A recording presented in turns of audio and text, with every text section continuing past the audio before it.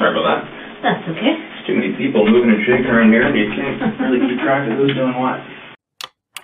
On September 16th, 2016, Elizabeth Wetlaufer made a confession to killing patients under her care. She had a history of troubled and failed romantic relationships. She had access to prescription medication, to which she also became addicted to the point that it severely impacted her job. She had also been treated for bipolar disorder, for which she was placed on antidepressants and antipsychotics. A registered nurse who had worked both in facilities and private homes, Wetlaufer ultimately killed 8 people and attempted to kill 6 others in a span of 10 years. It is likely without her confession, she would have gone on to kill more. So yeah, like I said, I'm just going to go through for everything in this room is audio and video recorded first off. You okay with that? Oh, yes. Okay.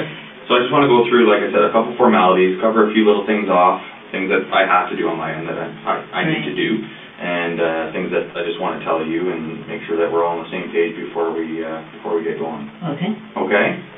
So first off, today is Wednesday, October the 5th, 2016, and on my phone right now, I'll just use that as a time reference. It's 5:14. Okay. So 17:14. We'll just use that as a start time of our conversation here today. Again, my name is Nathan Hergott with the Woodstock Police Service. I currently work in our crime unit. Okay. And we met a short time ago in downtown Toronto, correct? Yes. Right. Yeah. So we came to a facility where you've spent the last few weeks, from what I understand. Yeah. And we met with Dr. Khan and his team of associates, and I believe you were under his care for the last little while, correct? Yep, no, 3 weeks. Okay. And the process, how we got here basically is kind of offered you a ride back, and so we could have this conversation, and you gracefully accepted, and off we went down the 401, or the Gardner, the QW, and the 403, and here we are, right? So just to make it clear for whoever might watch this in the future, we didn't force you to come with us. We didn't, shove you in the car and off we went kind of thing. You did it on your own free will, and you accepted it on your own decision making. Is that correct? Yep. I had a nap, and you even let me try to give money to the homeless people. So. There you go. I remember all of that. So I know I read you a few things before, as we were kind of just cruising down Spadina there. And I know you've been read this many times, but it's just things that we need to just reiterate and make sure that you're clear and comfortable with having this conversation today. Okay. Okay. Like I said, based on our investigation, there could be some pretty serious criminal charges that result of our investigation. Okay. Yeah. So having said that, if you wish to speak to a lawyer at any time. Okay.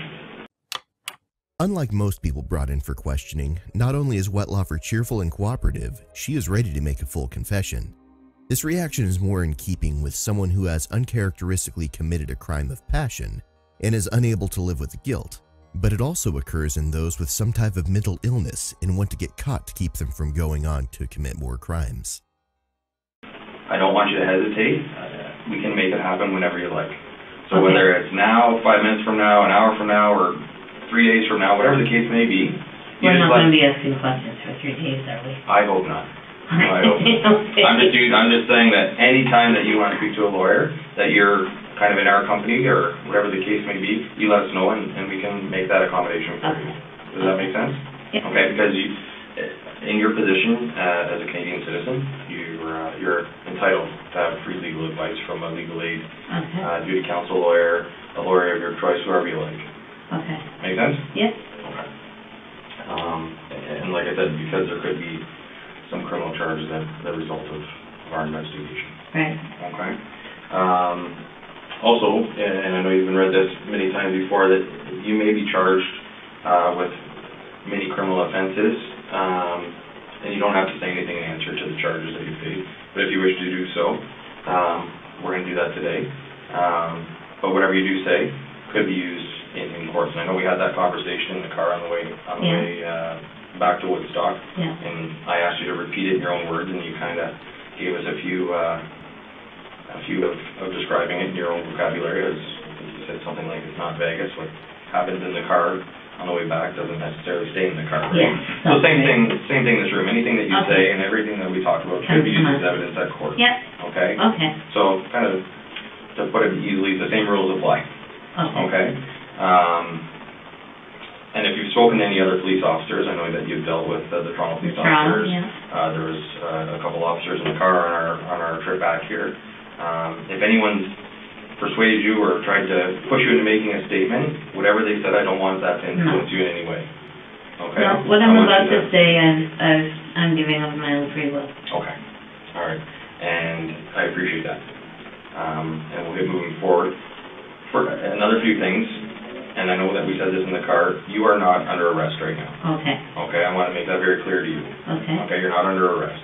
The door is unlocked. Okay, I'm not impeding your way to the door. If you want to leave at any time, if you want to stop talking to me at any time, you just let me know, and we'll just carry on from there. Okay. Okay, but you're not being held here against your will.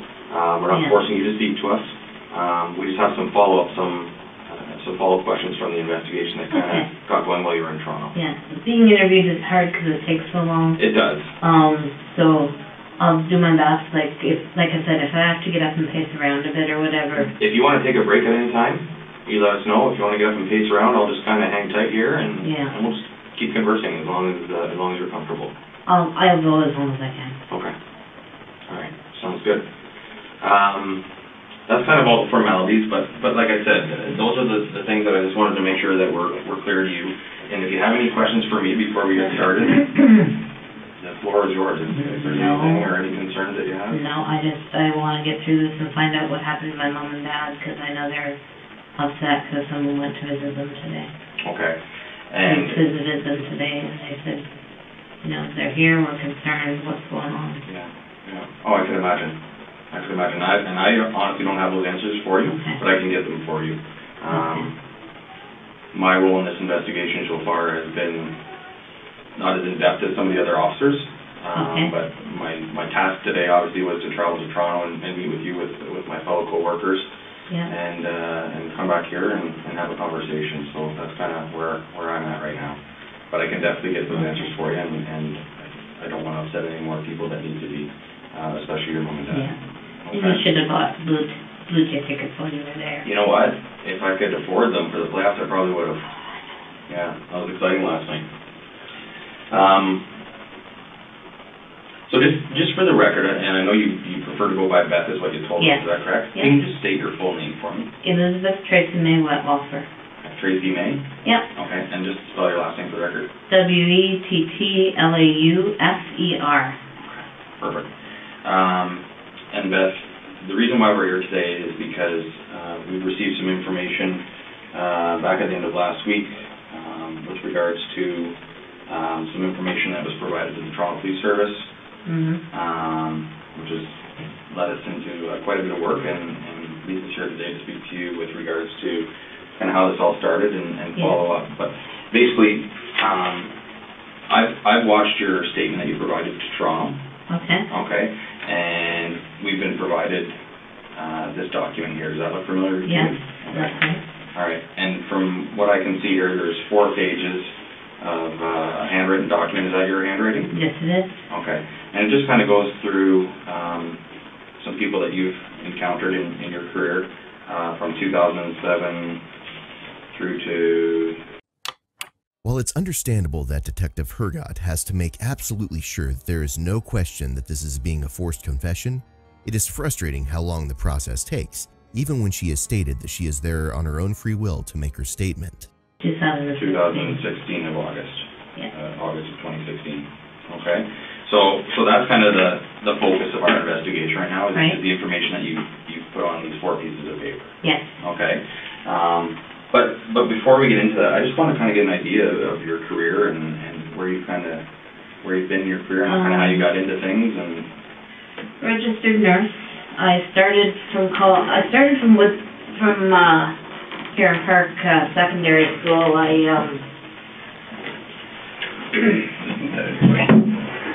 I graduated grade 13. Went for a year of journalism school. Okay. And then went to Bible College, London Baptist Bible College in London. Graduated with a degree in counseling, with a bachelor's degree in counseling. And then, discovered that that's not wasn't really gonna get me a lot as far as work-wise and career-wise, and so I went back to Huron Park High School for a year, and I took a year of Math and Sciences, and went on to Conestoga College, it's in Kitchener, but they have Stratford campus, so I went there for the 3 years. Okay. And then when I graduated there, I worked in a place called Geraldton, Okay.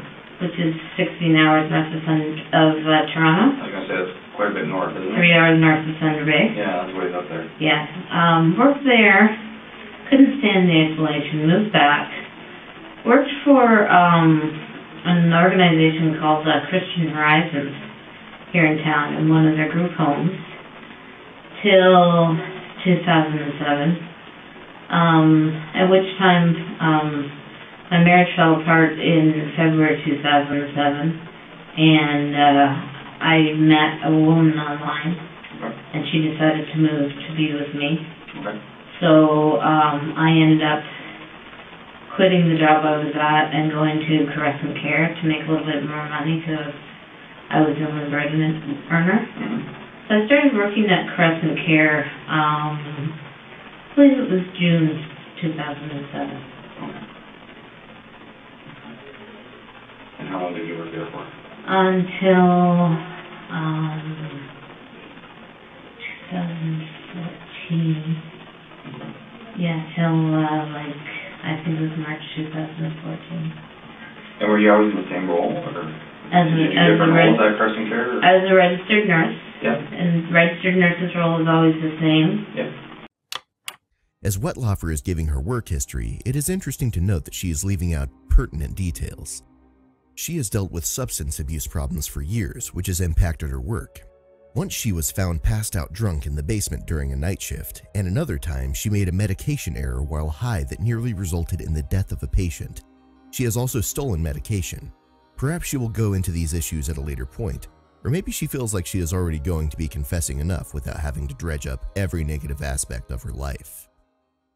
But I worked in different areas of the home. Okay. There's 5 wings to Crescent Care, so I worked in different areas. Right. Okay. All throughout the 7 or so years that you were there? Yes. Okay. And at that point, did you have different supervisors from unit to unit, or No, every there report was- to the same person, or? There was one supervisor, Helen Crombie, she was the head nurse. Okay. And then there was people under her, Shelley, Jeanette, I don't remember the rest of them. Then there was an administrative head. And I think for most of that time it was Brenda. Right. Okay. And then from Crescent Care, I know you've had a few other. Yeah, I went from Crescent Care, fired from Crescent Care. Okay. For a medication error. Yeah. Then from there I went to Meadow Park Nursing Home. Okay. And left there to get help with an addiction issue. Okay. Hoping that it would get help with that as well. Mm-hmm.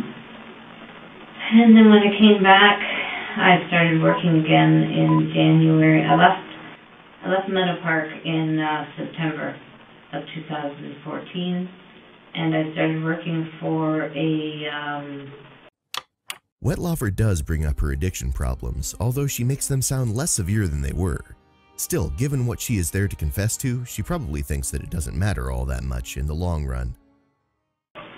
Nursing agency called Lifeguard in 2015, and I worked with them for over a year, and then in July 2016 I started working for St. Elizabeth's Healthcare. Okay. As well, I was still working for Lifeguard.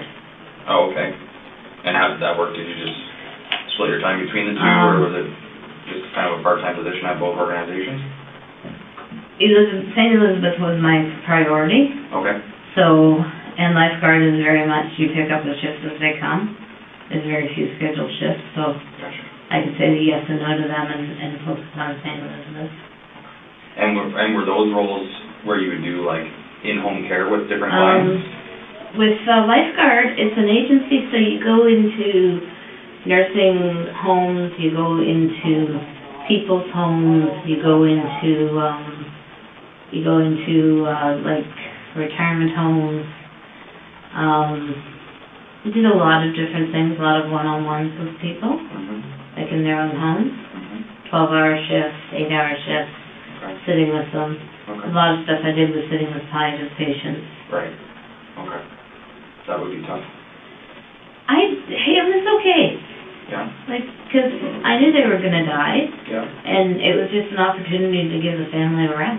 Yeah, absolutely. So. Yeah, it's an important role. I mean, a lot of people wouldn't see it that way and wouldn't even notice the care that these people are giving from people like yourself, right? So to give the families a bit of a break and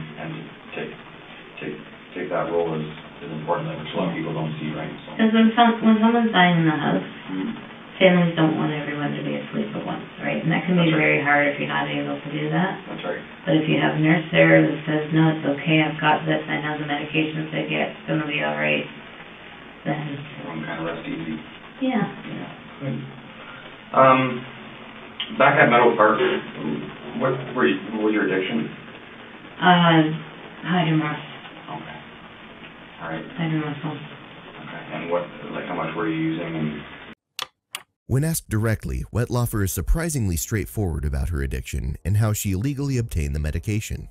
It's starting to look as though she really does intend to make a full confession. This may also suggest that she won't try to hide any of her past victims, which will be helpful in fully determining the extent of her crimes. I was a binge user, so I would use what I could get a hold of by stealing it from the patient. Okay. All right. And how would that work? Would it just be in their allotted medications, or would you have access to a card to feed your addiction? There's some in their allotted medications. Some of them had confusion, so they couldn't tell the difference between what pills you were giving them, so I'd give them a laxative instead of their hydromorph. Okay. There was a lot of them had as needed, so it would be in a big card, and then they'd say, I would just punch out that, oh, Barney needed 2 of those today, and oh, Billy needed 3 of those today when they really didn't. Okay. And that's how I would get a hold of it. Okay. Every once in a while, there was also a big drug holder, like a safe almost, that we would put the drugs in. Okay. Once, if somebody died, and there were like 23 hydromorph left, would slide the whole card into the drug holder. Well, if you picked it up and turned it upside down and shook it, you'd get drugs back out of it. Okay. So you had your ways. Yes. Yeah. Okay. And was that ever an issue with Stadler? Were you ever confronted, or did that go totally undetected for the time you were there? There was a time when hydromorph was delivered to the home, and it didn't get put away right away by the person who should have. And so I took the hydromorph and put it in my bag and took it home, and it wasn't discovered for months. Okay. And so I just played dumb. When the police phoned about it, I played dumb. Yeah. And that was that? Yeah. All right. So as a binge user then, how much would you be using on obviously you wouldn't use it on a daily basis if you were binge using, but how long did the addiction last for? Oh, the addiction lasted from, I think it started in 2008. Okay. So to 2014, at which time I went away and got treatment at a treatment center. Okay. But then I started using again, probably January 2016, I started using again. Okay. And are you still using when you get your hands on them, or? No. I'm going to stop using alcohol as well. I have friends in AA, and I've got a very clear plan. If I'm able to be out and about, right. I have a very clear plan. And I also know if I'm not able to be out and about, that AA and Narcotics Anonymous do have some programs where they come into prison. Absolutely. It's hard to believe that Wetlaufer thinks that there is even a possibility that she will be able to remain free unless she thinks that she will be able to make some sort of plea for diminished capacity or temporary insanity. So, that's my plan. Well, that's good that you have a plan. What do you think the reason is that you slipped into the addiction back in 08? Like, what do you think? Is it just the stresses of the job that you were facing? Or dealing with your personal life as well? And just always feeling like I had to be the best possible person, and very, very stressful job, giving medications to 32 people, making sure treatments were done on 32 people, charting for 32 people, supervising 4 PSWs who sometimes didn't always get along. And sometimes didn't always get along with me. It's a hard job. Any nurse will say it's a hard job. I believe it 100%. And then they would add different things like, oh, you have to do this and that to say who's here, and counting the medications at the end of the shift, and it was a hard job. And I always was putting this pressure on myself to be a really good nurse and to do everything perfectly. And every once in a while, when I could get a hold of a Hydromark or two and take it, then that pressure was gone. Right. And the treatment center that you went away to, where was that? I cannot remember. I've tried to remember. Yeah. Was it local or? No, it was out of town. It was like a good 2-hour drive. Okay. You know where the locks are? Yeah. Near Niagara Welland? Welland? Yeah. It's a little town outside of Welland. Okay. And they have it's an 18-day treatment that they have, and I was successful. I went through the whole thing. Nice. So all 18 days? Yes. Okay. And it helped? Yes. Yes. What about family? You're born and raised Woodstock? Yeah, born and raised in Woodstock, married from 97 to 2007. Okay. We broke up February 2007. No children. I wanted them, he never did. Okay. My mom and dad are in their 70s, 75 and 76. I have cousins all over the area. Yeah. And my brother and his wife and 4 kids, they live in Okay. and they're quite active. The oldest one is 26 and he's got a wife and 2 kids. He lives with his parents. They all live with the parents except for my... Oh, is that right? Yeah, just one big house of crazy. Happy family, huh? Have you been out to visit at all? Been out east, or? I've been to see their house once. Yeah. They've been here a few times. Nice.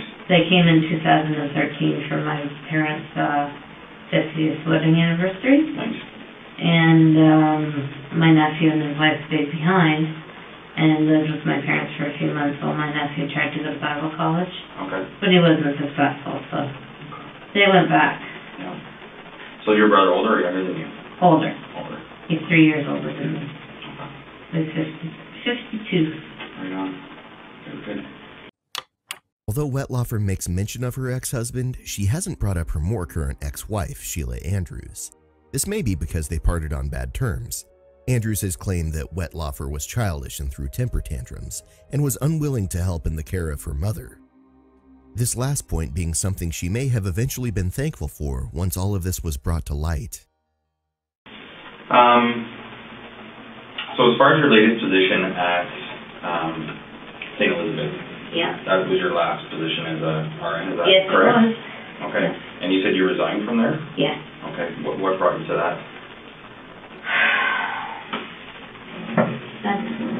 That's where things get a little crazy. Okay. This is part that I haven't told the doctors. Because it seems so stupid now. When my ex and I broke up in 2007, I was already taking the medication for my borderline personality disorder. And I was so angry. And it was like a voice said inside me, I'll use you, don't worry about it. And the different times that I have caused people's deaths or caused them discomfort through the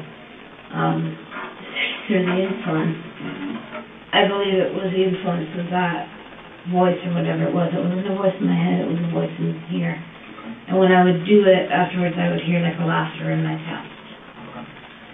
So, started working for St. Elizabeth, and I was doing well, but it was a lot of pressure. And the way that, that I've helped people to die has been through insulin. And after my 30-day evaluation, my supervisor came to me and said, I'm really sorry. We wanted you for Woodstock, but we have so many kids in schools in Ingersoll that need help with their insulin pumps that you're going to start working in Ingersoll. Okay. And I panicked. I didn't want to do that. Because I thought, what if? Those are kids. So I think it was about a week after that I quit. Yeah. And then I packed my stuff in the car, and I drove 2 days into Quebec, thinking like I would just sort of run away sort of thing. And then I thought, no, that's just stupid. So I came back, and I was going to tell my parents what was going on, but they had visitors from Scotland, so I didn't tell them. I just, spent 2 weeks pretending to go to work. Okay. While the visitors from Scotland were here. Right. It's funny, but it's not funny. And then, once they left, I decided I didn't want to nurse anymore. I didn't want to hurt anybody anymore. So I also quit my other job. And then I decided, whatever Friday that was, that, I did a lot of looking into how I could get help. Because I realized I needed help with whatever this was. Right. Because part of me had started to believe that it was the devil, and part of me thought it might be God with a purpose through my life. And I know the doctor asked me those questions, but I didn't answer them because I was so ashamed. These are both very common delusions shared by other serial killers that fall under the description of angel of mercy. Some believe that they are saving the patient from a life of agony and inevitable death, while others believe they are carrying out judgment. But I just, I didn't want this to keep going on, so I quit both jobs. Looked into where I could get help. Dr. Fernando is my psychiatrist, and he's not a very nice man. So I went on an online support group and was talking to people on there, and they were saying, get some help. So then I started researching some psych boards and stuff, and I saw CAMH, and they are the only mental health facility in Ontario that has an emergency department. Okay. So I made a decision, and I went there one Friday morning. I took the train, and off I went. And before I went, I told 3 people what was going on. My friend from AA, and my friend, I told them what was going on. They said, yes, go and get help. And my friend drove me to the train station. And when you say you told them what was going on, did you get into details of why you were going to seek help? Or? I told them that I had been killing people using an insulin overdose. And they all said, yes, you better go get help. So off I went. Okay. And she's a friend from when I used to work at. Okay. All right. Your last name? Okay. And she drove you to the train station on the Friday morning? Yeah. To the Woodstock train station? Yep. Okay. And then your other friend? Is my cousin. Okay. And she's a cousin of yours? Yeah, she lives in BC. Okay. And if you don't want to tell me, that's fine, based on the reason why this person may or may not be a friend, but you're a friend. My friend, yeah. Okay. I can tell your first name, but Okay. otherwise it's confidentiality. And I don't want to dig into that at this point. That's not a problem at all. So did you disclose the same thing to all those three people? That I had been giving insulin overdoses. I didn't say why, because at that point I felt so stupid. Yeah. It just felt so stupid. And Beth, to be honest with you, I admire the way that you're conducting yourself and telling us and having this conversation with me. I thank you for that. And I'm not here to judge in any way. I know. So I don't want you to know that. And I'm not a doctor. I know you spent a lot of time at CAMH the last 3 weeks, right? Yeah. And I'm far from a doctor, but I do appreciate you telling me the truth and telling me the way that these things happened and played out. Yeah. And I admire you for that. And it's been a while because I've been stewing about, do I give the names of the people Right. that I killed? Right.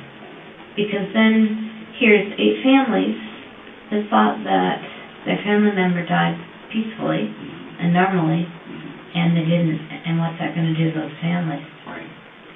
And even up to going to the hospital, I decided I was just going to give the first names.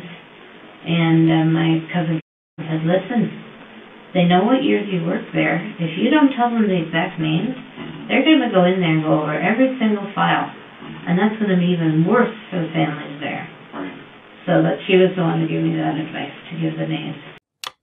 She shows an amazing grasp of the possible impact of her confession, but at the same time, it's very clear that Wetlaufer is suffering from mental problems. She has no real motive for these killings and hasn't derived any pleasure from the deaths. On the other hand, she knows what she has done is wrong and was always aware of that fact. And as far as you know, have these people reached out to any of the police agencies where they may reside to notify that you told them this? Or No. did you tell them in kind of confidence? I told them in confidence, and they said they promised me they wouldn't tell anyone. Okay. But basically, the impliance was if I didn't get help, Right. then they'd be on the phone the next day. Okay, I got you. So did you tell them basically then on I told them Thursday? I told them the night before I went. Okay, so Thursday night? Yeah. And then you took off Friday morning? Yeah. It was risky for her friends to choose not to inform the police, since they could technically be considered accessories after the fact. Okay. But that's basically what they said was, if you haven't gotten help Friday, then we're calling the police. We love you, but we're calling the police. Well, they just probably felt that they had an obligation, right? Yes. Yeah. Maybe a moral obligation or however they saw it, right? Yeah. What medications are you on right now? I'm taking fluvoxamine. It's called Luvox, 200 milligrams. It's anti-obsessional and an antidepressant. Okay. I'm taking 300 milligrams of Seroquel, which is an antipsychotic, and they upped that when I was at CAMH, Okay. which has really helped clear my thinking. Has it? Good. And then I'm taking a couple of blood pressure medications, and then I've got some loxapine for when I get really agitated. Okay. And when we left the hospital, you had taken, I believe, some Ativan, is that right? I took 2 milligrams of Ativan when we left the hospital, Right.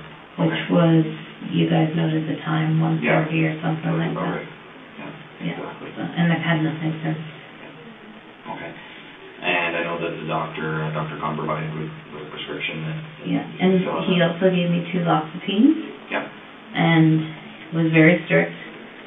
I am not to take them till all the interviews are over, because they will start to interfere with my thinking. Okay. And then let's use the interview. Yeah, exactly. And do you feel that you have a clear, sound mind right now? Yes, I do. Conversing with me in this room? Yeah. Okay. Yes, I do. And everything that you're telling me is the truth and the best that you can remember? Yes. Yeah.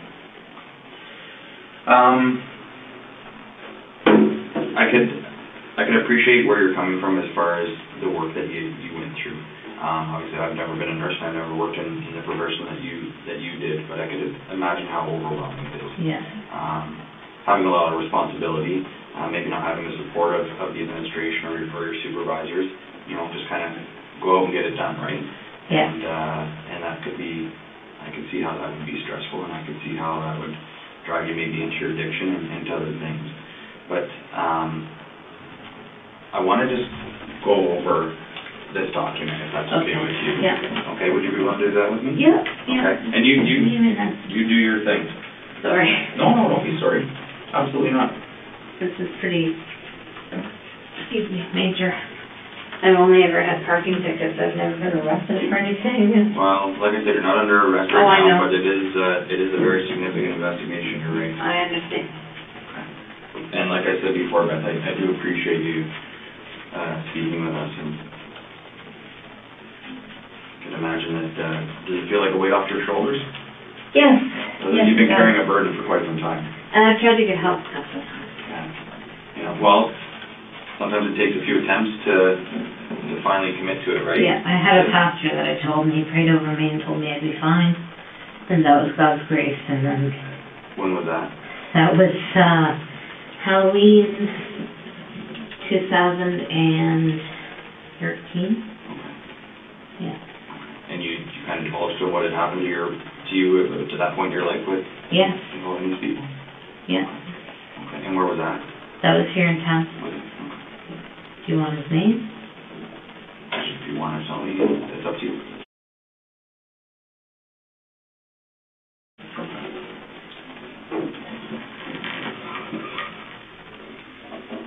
Oh no, sorry, it wasn't. Did I just say 2014? It was 2013. Okay. Okay. All right. So before we get into this, I know that there's a statement which we have and that I've watched where you attended the police station in Toronto, at 52 Division, is that correct? Yes, that's Okay. correct. And I honestly, I think it was Detective Hamilton, and I honestly can't remember the other detective's name now. I know it started with an A. And you met with them for, I was going to say about an hour and a half. That was nuts. Yeah. And at that point, you had in your possession a photocopy of this document, Yes, right? that's right. And you went through and you read it out, Yes. okay? And then following that, they started with the first name on the list, and they wanted to just try and get a little bit more detail of Yes. of the involvement in each circumstance, in Okay. each death, right? Okay. That's what I'd like to do today, and just get some more detail. Okay. Okay? So, It's a long list. it is, but I think that you and I think we can get through it together. Yeah, I'm sure we can. As long as you're patient with me. I've got all the time in the world. I'm not going anywhere. Because I'm physically comfortable. It's a nice chair, but... Yeah. But anytime you need to get up and wander around, like I said, if you want to take a break and have me leave and just kind of stretch your legs and whatever the case may be, you go ahead. Okay. Okay, if you have to use your washroom at any time, just let me know. All right. Okay? Because like I said, I'm here as long as we need to be. Okay. Okay, and I'm not pressuring you to stay any longer than you want to, but I think that if we just kind of sit down and go through this, like I said, we'll get through it together. Yes. I'm a pretty patient person, and I'm here to just listen to what you have to tell me. Okay. Okay. Okay, and like I said, I appreciate it. Okay. So, how about we just do this together? I'll just bring this over here. Is that okay? Sure. Okay. So I'm not going to have you read through this entire document because you already did that, right? I have written it. I have read it. I have, lived it, so... Yeah, absolutely. So, Mr. Silcox. Detective Hergott finally begins questioning Wetlaufer about her victims, starting with James Silcox. Although he was first to die from her injections, she had already given overdoses to several patients. Although 2 of those later died, she was only charged with aggravated assault in their deaths. Yes. Okay, September of 2007. Yeah. Okay. He's the first one that died as a result of what I did. Okay. And before you get into that, you have signed kind of page numbers, all that kind of stuff on each of these documents, so we'll just go in order of how you've written it, okay? And I know that the detectives in Toronto kind of had this in their possession and just kind of got you to recall some things. Yeah. I'm just going to keep it here because, you've already written this out. So what's on here is we already know that. I just have some follow-up questions just with regards to each circumstance. So, Mr. Silcox, it says here you were working a double shift from 3 till 7, right? 3 p.m. to 7 a.m. Right. Okay. And this was at Crescent Care. Yes. Okay, in Woodstock. Yes. Okay. And tell me about your knowledge of James and your daily interactions during a shift with him. I didn't see him every time. He wasn't always my patient. I just knew from what people had said that he would grab the nurse's breasts and buttocks, and he would say horribly inappropriate things about his wife, that now he was there, he was going to fuck all of she was going to fuck all of Woodstock, and just would say inappropriate things. And he did touch me inappropriately once. And where was that? On my body? breast. On your breast. Okay. And were you alone in the room at that point? Yes. Okay. Did he have a roommate at all? Did James have a roommate? He must have. He wasn't in a single room. So he was either in a double room or a quadruple room. Okay. Would you remember any other residents that would be roomed with him at that time? Or? No. No? Okay. No. That's okay. What portion of the home was James in at this point? He was in there's an east wing, south wing, north wing. He was in the north wing, about halfway down, and he was either in a double bed or a quadruple bed. Okay. All right. And the diagnosis of his health at the time you were caring for him, do you remember? He was post-hip surgery and he had dementia. Do you remember how old he was approximately? No, I don't. I'm going to say 80s. In his 80s? Yeah. Okay. While Silcox wasn't diabetic and there was no reason to give him insulin, he did have dementia. The elderly and disabled are perfect targets for this sort of crime because they are usually unable to advocate for themselves, and family members are likely to trust caregiving professionals. And, sorry, he was not a diabetic? Not a diabetic. And, sorry, you said he had dementia? Yes. Okay, which you've also noted here as well, right? Yes. Okay. So tell me about the night. Was this the first person that you did this to? That I tried. Well, there were other people that I'd done it to who didn't die. Prior to James? Prior to James. Okay, and are they documented on here? He's the first one who died. Right. Back here? But there's some other... People who didn't die. Right, so I can't read that first name. Clotilde Adriana. Okay, so that was, I mean, they're both September 2007, but that was before James? Yeah. Okay. So was this your first attempt at overdosing these people on insulin? Yes, Clotilde was. Clotilde. And I didn't really want her to die. I don't know, I was just angry and had this sense inside me that she might be a person that God wanted back with him. Okay. And is that feeling you're referring to that you had in your stomach at times? Yes. Okay. Is that the point, and I hate to get off topic here, but the point where you had these feelings in your stomach and almost that laughter after it happened, is that the part that you didn't tell Dr. Khan? Yeah. Okay. Okay, I just wanted to be clear on that. I told him about the laughter in my stomach, but not the feeling that this might be the person that God wants. Okay. Because I just sounded so stupid. It's your feelings, right? Mm-hmm. I honestly felt like God wanted to use me. And Dr. Khan kept asking me, do you think God chose me for a special purpose? I kept saying no, because that did not sound like a special purpose, you know? Yeah. So, but yeah, I just had a sense after my marriage broke up that God was going to use me for something. And then after a while I started to really wonder after some of the murders if it was God or if it was the devil fooling me. Did you feel like you were doing the right thing for these people? No. No. I felt like I was doing what I was supposed to do, but it wasn't what was right for them. So James then, it was in the evening that this one took place, right? Yeah.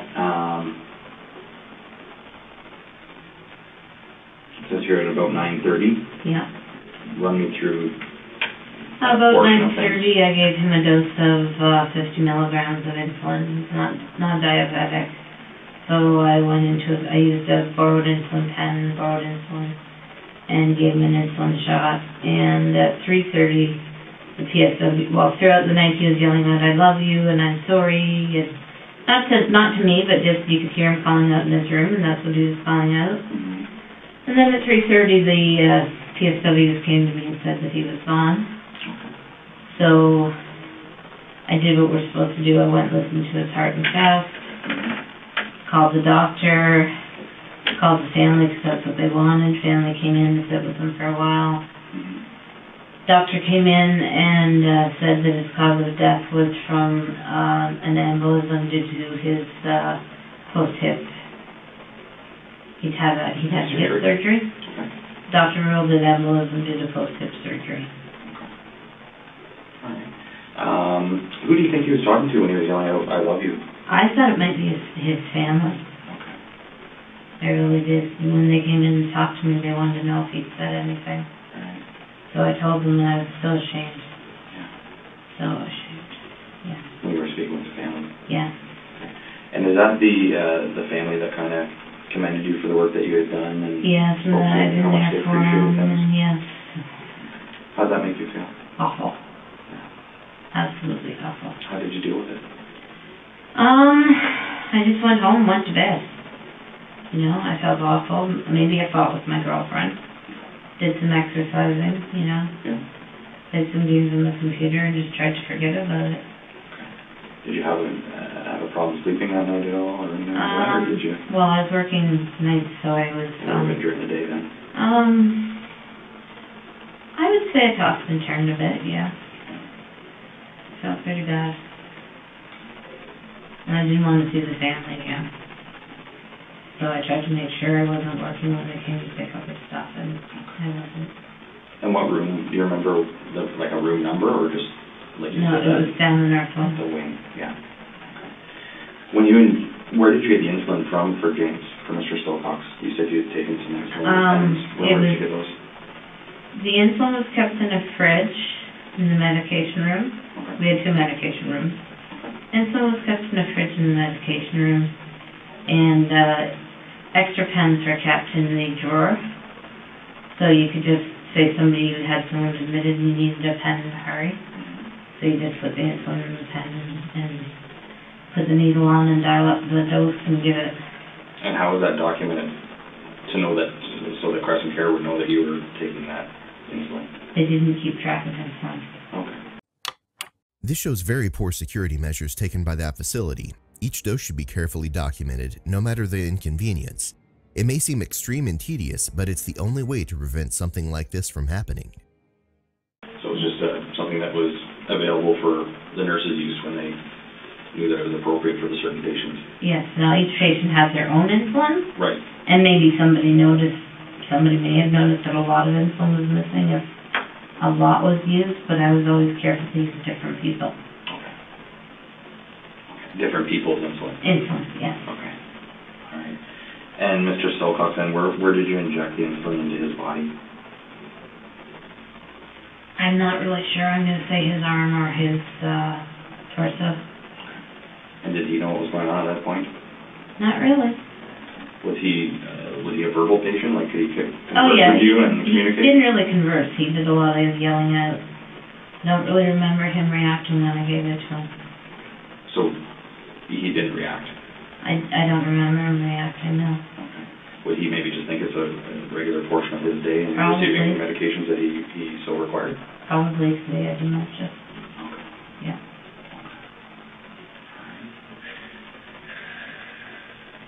Is there anything else you can remember about Mr. Stillcox? His wife and daughter loved him a lot. Mm-hmm. And how does that make you feel? Crappy. Yeah. Horrible.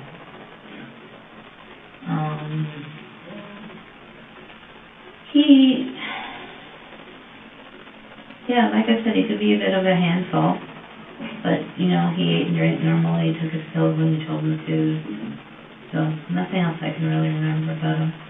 But this is, 9 years ago, so, It's a while ago. yeah. How long after, when did you break up with your husband? I broke up with August him. 2007? Oh, no. I broke up with him in, end of January, beginning of February 2007. Okay, so it was quite some time till September until you actually... Yeah. All right, I guess. By that time, I was in a new relationship with a woman. Okay. Who was that? Her name was Maureen.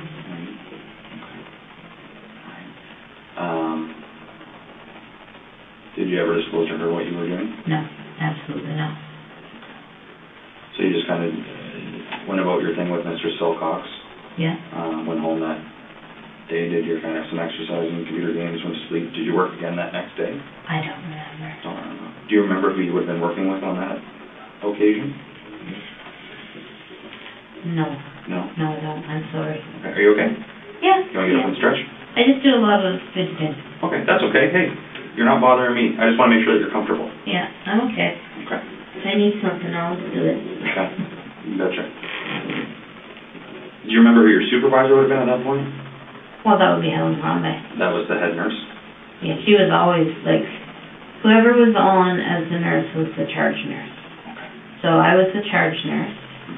And at night, so as the charge nurse from 3 to 11, I was in charge of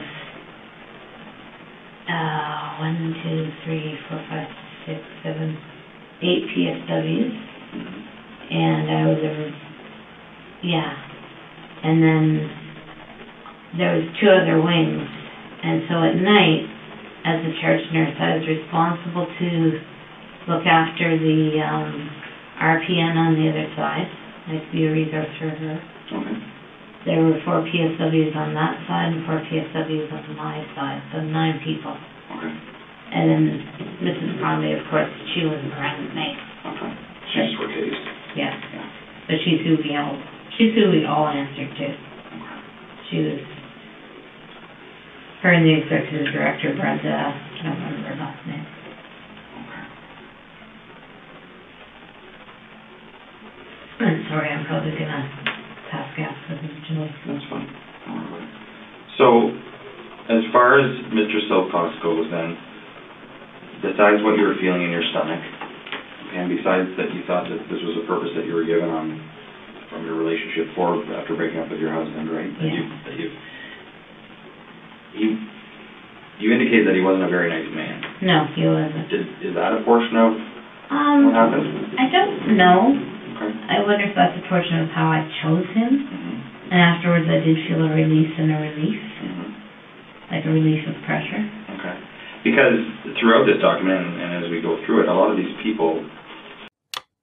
Although Wetlaufer describes many of her victims as not very nice people, she doesn't really describe her reasoning. It is possible that she subconsciously decided that they weren't nice people to justify herself that it was alright to kill them. You kind of describe them as not very nice people. Yeah. Right? Yeah. So I'm not sure if that's a tendency or a pattern that we see as far as, is that why you chose these people? Yeah, it might be, but I also know I just felt like they were the ones. Right. I had a feeling inside that they were the ones. Before you injected insulin to Mr. Silcox, was it a spur of the moment thing? Had you thought about it when you reported for duty at 3 o'clock in the afternoon? I started thinking about it about 6 at night, I think. Okay.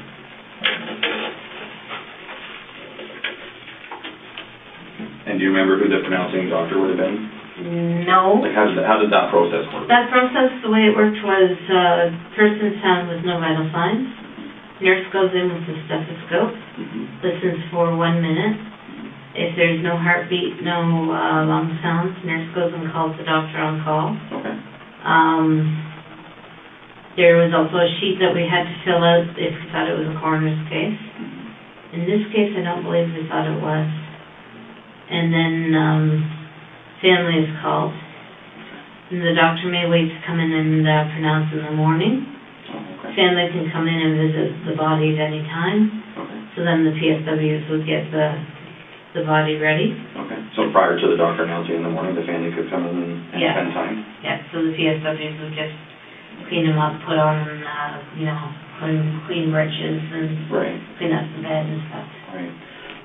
So you said Mr. Silcox, you said we didn't think it was a coroner's case. Who's this? Oh. What would that been? I guess I'm using the royal we. Okay, gotcha. Okay. So would that be just a decision that you were trusted to make? No, there's a form Okay. on the computer, and you go down through it, and if you tick off anything that says yes, you notify the coroner. Okay. All right. But you would have clicked off those boxes yourself? Yes.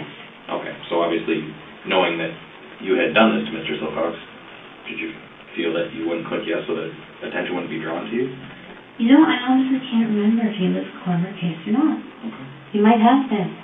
Now, with insulin... Even though I did this to these people, when I did but see, it's phrased as, does anyone have a reason to believe that this death was not natural? Right. So, yeah, I wouldn't click that one. Aside from the insulin. Yeah, you're right. This seems like an unethical and dangerous loophole when it comes to a case like this where someone is murdered by a doctor, nurse, or caregiver. One has to wonder how many more such cases have slipped by as natural causes or accidents. All right. And I just wanted to clarify that. Yeah. That was just a question. Okay. Anything else you can think about from Mr. Silcox? No. Okay. Maurice. How did you pronounce Maurice's last name? Granat. Is it Granat? Okay. So tell me a little bit about Maurice. This says that this occurred in September or October of 2007. And this was at Crescent Care? Yep. Okay. Tell me a little bit about your interaction with Maurice. He was another one who liked to grab breasts and asses. Okay. He was sometimes a patient of mine. See, at that time, I didn't have a set floor that I worked on. I worked on all the different floors as a nurse, kind of filling in. Okay. So,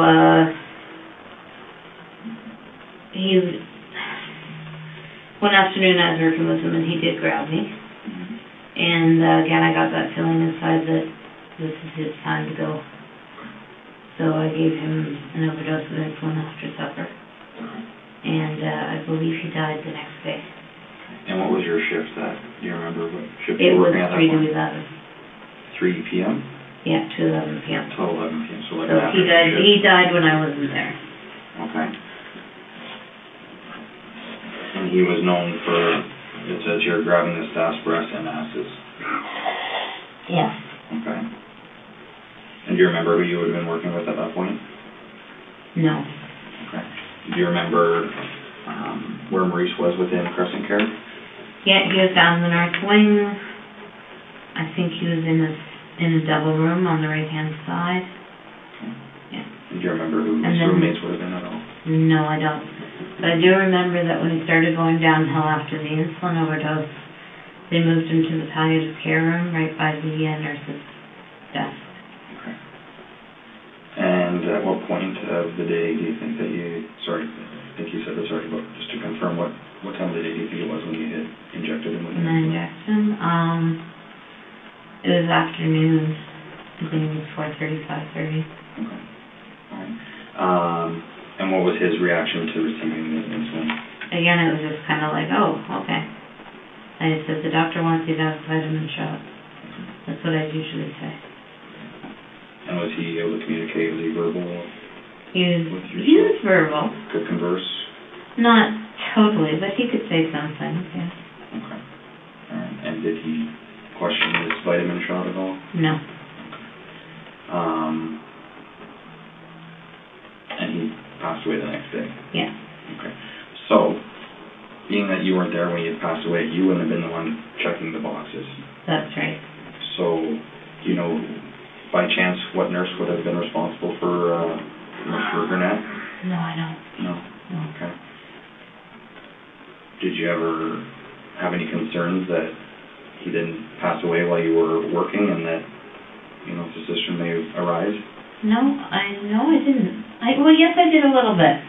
I always wondered if they'd find the site where I gave the shot and something, there'd be an investigation. I always wondered that. Right. But other than that, no. And even though it passed through your mind, did you just continued on about your duties? Yeah. Okay. And do you remember what part of the body he would have been injected in? Maybe the leg. Because at that point he didn't have a lot of body fat, so... Maurice didn't? He didn't know. And when you get a subcutaneous injection, it goes in to the body fat, so... Okay. And you documented that he was a cancer patient? Yes. Okay. Do you remember what type of cancer he had? I think it was prostate. Prostate? Prostate, yes. Okay. And what did the outcome hold for his future as far as the cancer in his body? He was dying. How old do you think Maurice was? 75, 76. Right. I'm sorry, he was in a double room? Yeah, I believe it was a double room, yes. Okay. Do you remember who you had been working with that day? No, Same supervisor or the charge or the head nurse? no. Sorry, That's okay. It's so far. It's a long time ago. Yeah. I mean, obviously it's a significant event in your life, but it's a long time ago. Yeah. So I'm not concerned that you can't remember every question that I ask you. If you can do the best that you can, that's all I can ask for. Okay. Okay? Wetlaufer continues to answer the question as best she can. While she isn't making any effort to lie, she is naturally having trouble remembering the details from so many years ago. Anything else you can remember about Maurice at all? Not really, no. No. Okay. Do you know if he was a people coroner's who case? There were people who left him, that's what I remember. I don't know if he was a coroner's case. Who loved Maurice? Who did you know that would come visit him? He had friends that would come and visit him, that were like family to him. A man and a woman, that's all I remember. And how did it make you feel when Maurice passed away? Not good. And what happened from there? I wasn't there when he passed away. I didn't work that day. Do you remember if you worked the next day? I might have. I know when I found out that he died, I looked to see how long it took, and I read the notes and stuff to see what it got. Okay. And just getting a point out to fetch it with.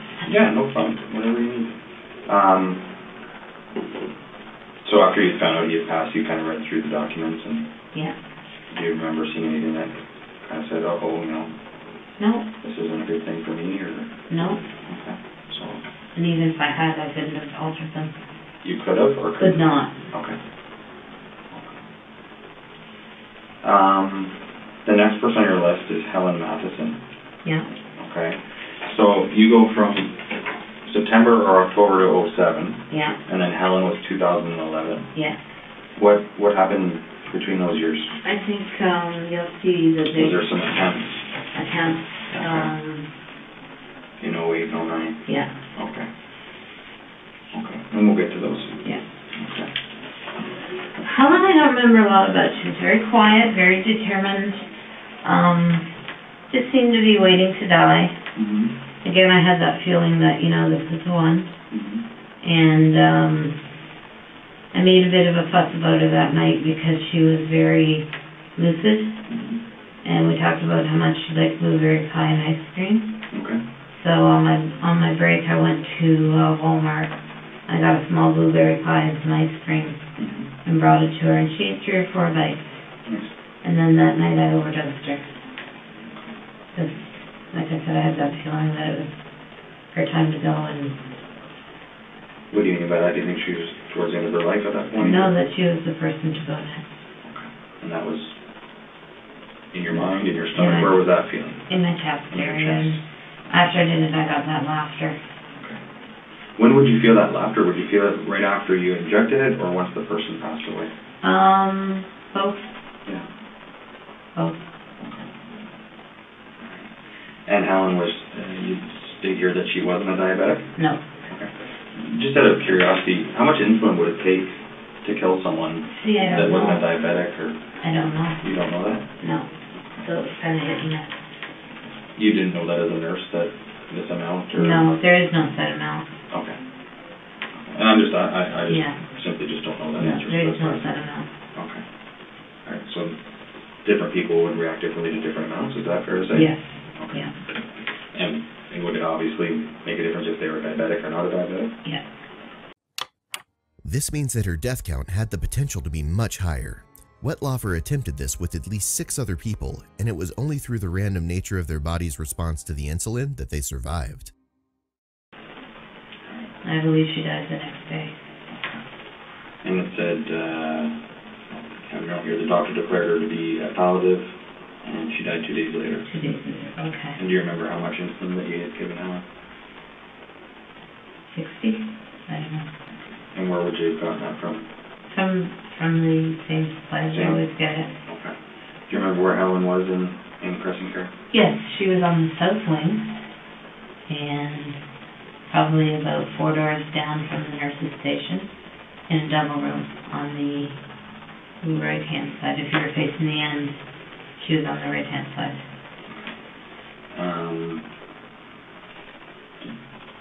You don't say a lot of negative things about Helen here. Did you get along with her okay? Did she ever do anything to harm you, or? No, she was very quiet. It was just, I got that feeling that she's next to her time to go.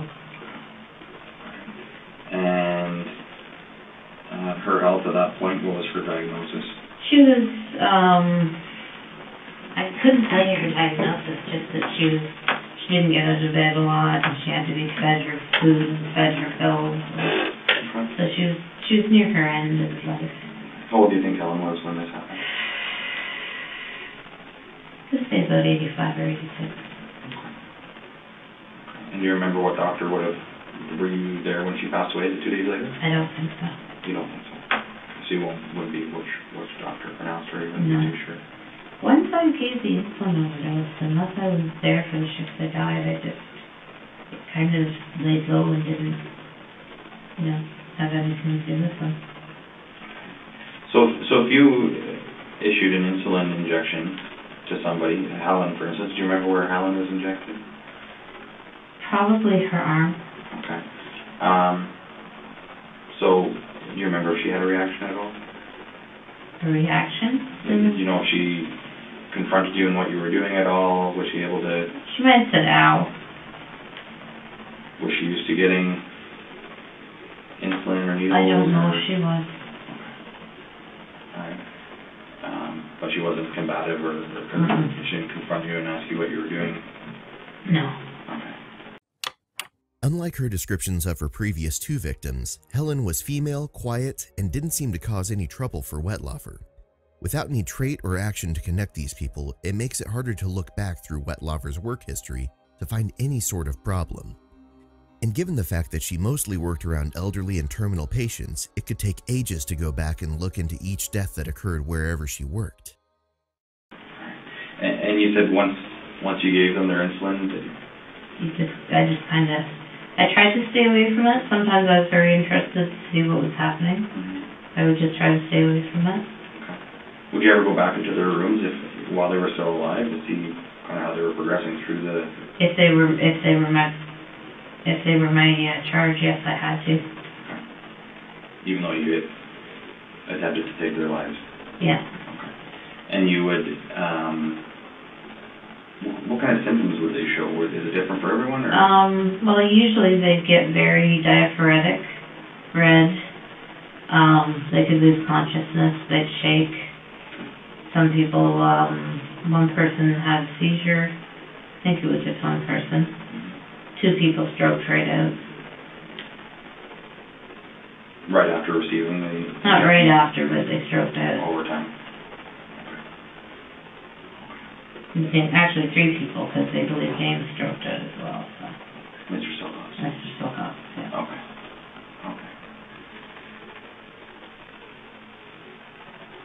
Okay. November 2011. Mary Zerwinski, is that? Yeah.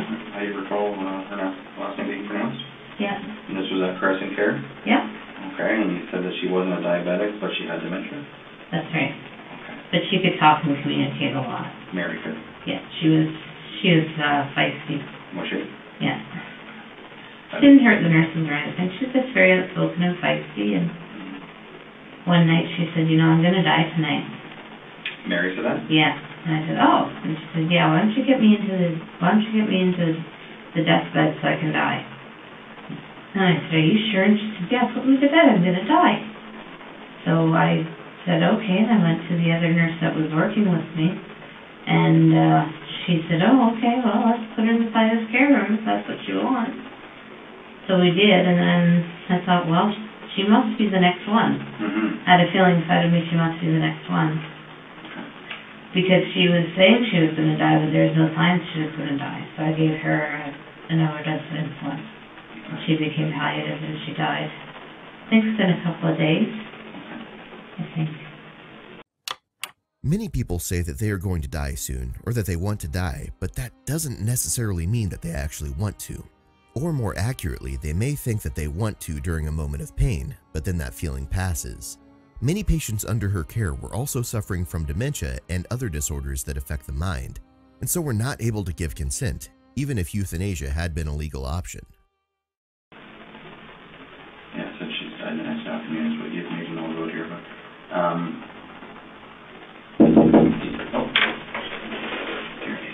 perfect. Sure. There you go. Which one has the vodka in it? No answer from him. So,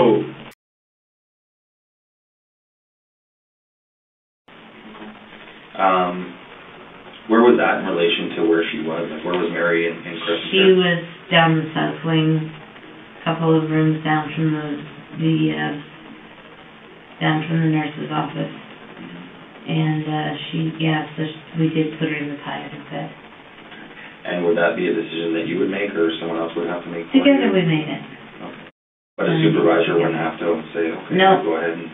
No, we had enough autonomy that if we thought someone was palliative, we could call the doctor, tell him what was going on, move the person to the palliative bed, and get orders for palliative care. And do you remember how much insulin you would have given Mary? I think she may have been the first person that I gave long-acting and short-acting to together. Okay. I think. And can you just, besides the actual obvious, in the title of the actual drug itself, long-acting and short-acting, what was the biggest difference between the two? One drops your blood sugar right away. The other starts working through your body and dropping it gradually over a long period of time, but it just keeps dropping it. Okay. And what would the combination of those two do together? Did you know? I didn't know for sure, but I figured it would be much stronger than just a short acting. Right. Okay. Which makes sense. Yeah. You would know more than I would, but... do you remember where you injected Mary? Probably her arm. In her arm. I told her it was for her pain. And you know she was in a single room, double room?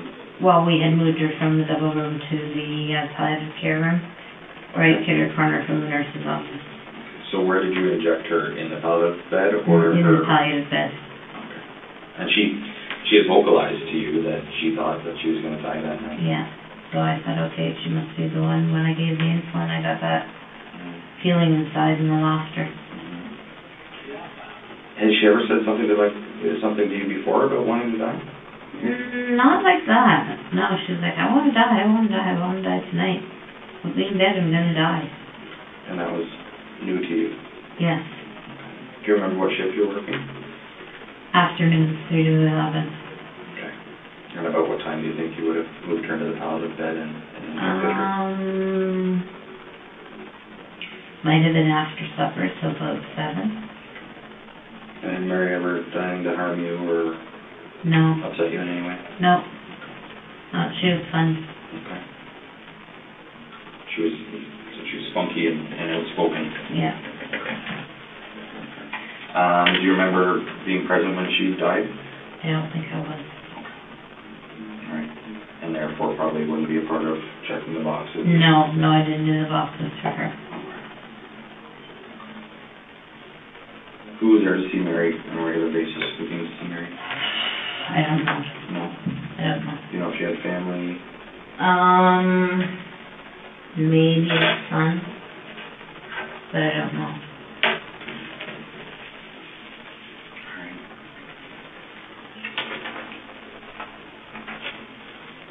And Mary being, we'll refer to her as your fourth victim.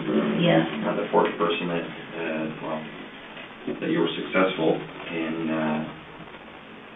these insulin injections.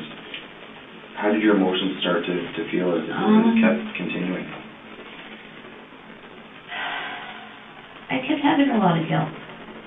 A lot of guilt. This is an odd reaction for an angel of mercy. Usually they do not feel guilt since they do not see their actions as being wrong. They believe they have helped their victim and are serving some type of higher purpose. Mary, well, as you'll see, after Mary was Gladys, and after Gladys there was a period of 2 years where I didn't do it. 3 years where I didn't do it. What was going on in your life at that point? I was trying very, very hard to get close to God, to make sure that this wasn't Him, and to just live my life, read the Bible, go to church, and not do that because I didn't want to do it anymore. So I tried very hard. I'm still using a little bit. The high remorse? Yeah. And alcohol? Yeah. What was your drink of choice? Rye. Yeah. So I shouldn't say it like that, but I make it sound like it's, yeah, rye. Would you? Rye and Bailey's. Yeah. Yeah, pop a rye and pop down some water. Yeah. Yeah, rye and water. Okay. And typically, how much would you drink in a week? In a week, probably about 8 or 9. Yeah. Yeah. Like shots of rye or? Drinks. I don't know. Okay. On the shot. Okay. If you're gonna go by shots, I know if they do a drink, so like 3 times 9, 27. So like you'd be drinking triples. Yeah. How would that make you feel in combination with the hydromorphs and? I never did it with the hydromorphs. No, it was either one or the other. It was either one or the other. Okay. The booze is more just for when I didn't have the hydromorphs. And if I was going out, but I didn't go out with people. I always went out mostly by myself and I took scratch and win tickets and took booze and Yeah. I would drink and do my scratch and win. Yeah. Okay.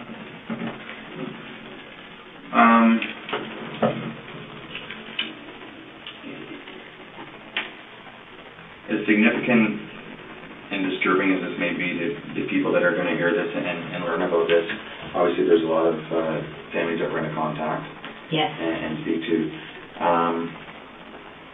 Although this wasn't, and I hate to classify it into different areas, but these weren't necessarily violent deaths. Like, do you think these people died peacefully? Did they struggle at all? All the people you've talked about so far died peacefully, in my opinion. And I am sorry. I'm sorry for what the families went through at the time, and I'm extremely sorry for what they're going to go through. It's awful. Wetlaufer's remorse and the fact that they died relatively peacefully probably will not provide much comfort to the families. Not only will they have to deal with the fact that their loved one's life was cut short, but they will also always wonder if there was anything they could have done differently to prevent it. It will also cause them a great amount of stress the next time they have to put someone in a facility or go into one themselves. If you could say something to them, what would you say? What can you say to them that would matter?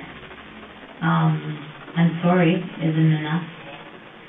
I should have gotten help sooner.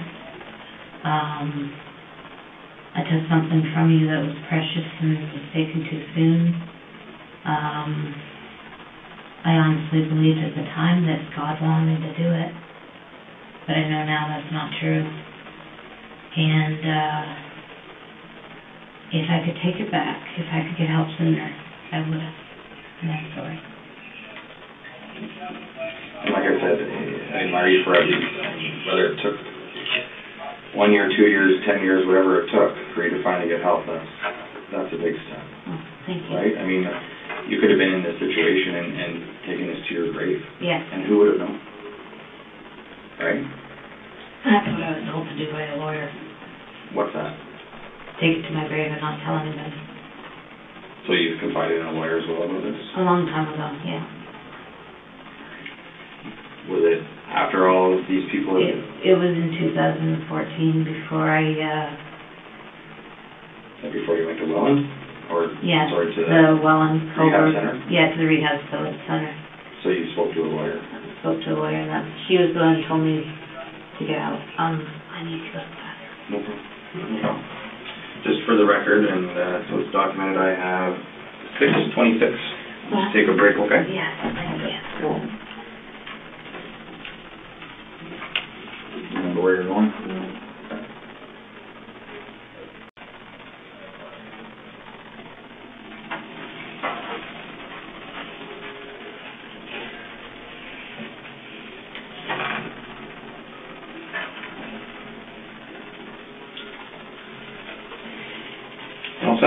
Do you need anything else at all? No, You sure? no, I had a caramel. Oh, did you? Perfect.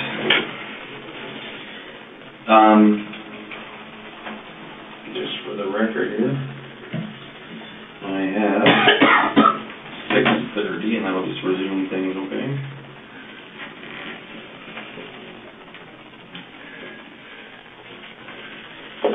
Okay. Okay? Yep, Okay. We're gonna carry on? yep, that's cool. So Gladys, so this takes us to November of 2011 Mm-hmm. at Crescent Care. It says here Gladys was a type 2 diabetic and had dementia. Severe dementia. Did she? Yeah. How old do you think Gladys was? 92. 92? Okay. And where was Gladys within Crescent Care? East wing, 3 doors down from the main desk, in a double room. Okay. Do you remember her roommates at all? No. No. Okay. And obviously these are repetitive questions, and Yeah. you might remember some of the roommates throughout as we go along here, so that's why I just keep asking the same questions. Hergott's questions also serve another purpose. If her details can be corroborated, it makes it less likely that she is giving a false confession. This is especially necessary in a case where so many families need to be notified to avoid undue emotional stress or lawsuits. Tell me a little bit about Gladys. What was she like when you cared for her? Well, when I first started caring for her, she was walking and talking, and she had quite the spirit. She once, she once punched a man. Oh. Because she overheard the nurses telling one of the gentlemen, no, you can't push your wife around, you have to come with us. And she turned around and she said, you can't treat a woman like that. Boom! And hit the man. And hit the man. So then we're all in a state of trying to keep them from fighting with each other and trying to keep them from hurting us. Right. Yeah, she was very spunky. But she went downhill fast. Did she? Eventually, she had dementia, didn't take her pills well, didn't eat well, very stubborn woman. And as always, one evening I just got that red surging feeling that she was going to be the one. And gave her insulin overdose. Did you ever get that feeling outside of work? No, never. No. Did you ever get that feeling going to work, knowing that something was going to happen that shift? No, it always happened at work. So, if I were to use the phrase spur of the moment, would it be something that you would just have that feeling come on, or? Yeah, I guess you would could it say build up? spur of the moment, but it usually start happening, focused on one patient, and then I would feel that red surging, which is what made me think it was God. Which I'm so embarrassed. Like I said, I'm not here to judge you, right? I know. Right? I know. You explained that it was difficult for towards the end giving her pills. Do you remember where you were working with the shift when you injected Gladys? I believe I was working, I was either working nights or days. Okay. Because I know it was close to the end of my shift. Okay. But I did it, and the person who came on next shift, I think it was night. So the person who came on next shift checked her all over and called the doctor and had her made palliative and started her on a pain regimen. And do you remember how much insulin you gave her? No, I don't. Do you remember if it was long or short or a mix? I probably, at that point, I think I was giving everybody a mix. Okay, so once Mary was the first person you said Yeah. that you gave the long and the short acting to, Yeah. and then following that it was Everybody. everyone from there Yeah. forward. Okay. And that was again at Crescent Care. Yeah. Was that insulin taken from the same location as you always would? Yes. Okay. Was there cameras in In the bedrooms? No. No? No. Nothing at all? No. Okay. So you could access whatever you like and... Well, not whatever you like, but yeah. But the within insulin, reason. because The you said they insulin. didn't even keep track of it. The insulin, the insulin, you could get Valium, you could get, like, injectable Valium. It was fairly easy to take meds from there. Hopefully they have implemented stricter protocols, because the gross negligence that made it easier for these people to be killed is appalling.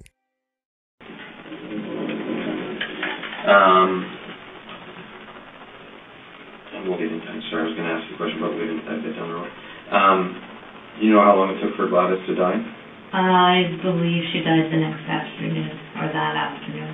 And you know if you were present for that? No, I was not.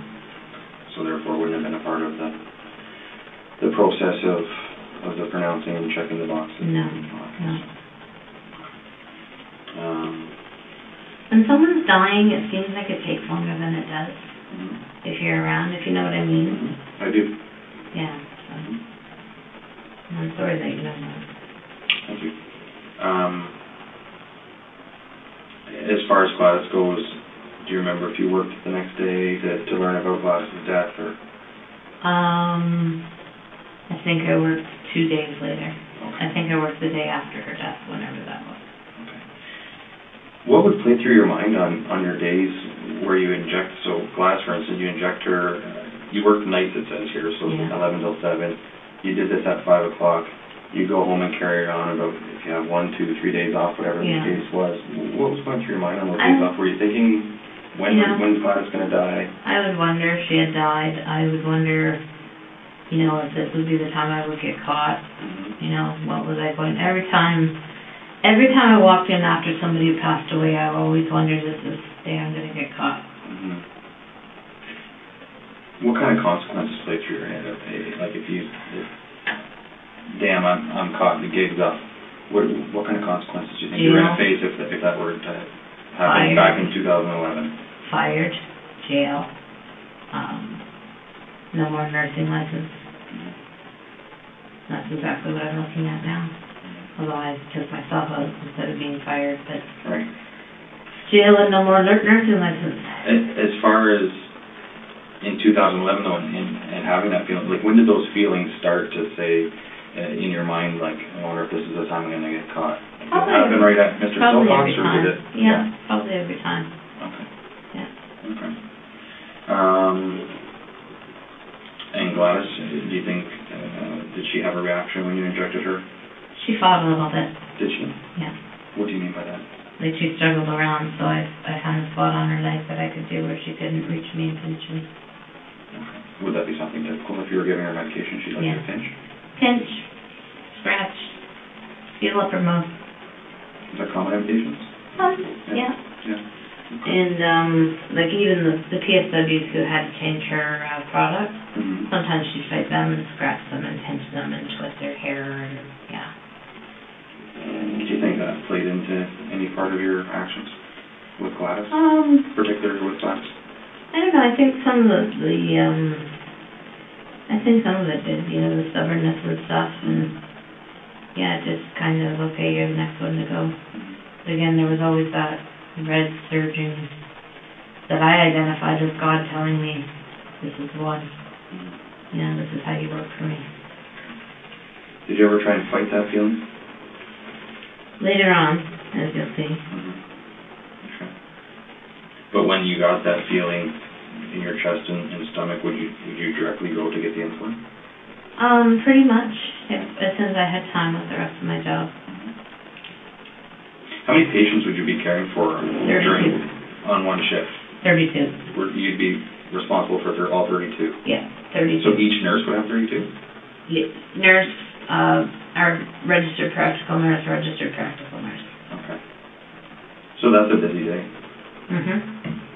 And I know we talked about it earlier, but again, just to revisit that, do you think that's something that played into this? I think the stresses of the job? Oh yeah, I definitely think Because you had a lot going on in your life. Yeah, I definitely think the stress played into it. Maybe made my mind more susceptible to stuff. Did you ever go to work intoxicated by alcohol or drugs at all? No. Did you ever use at work? Yes. The Hydromorphs? Yes. Often? Probably once or twice a week. Yeah. Yeah. And when you were at Crescent Care, where would you get the Hydromorphs from? Oh, there's a number of ways you can get them. Right. You can sign off that somebody wanted a PRN and take it instead.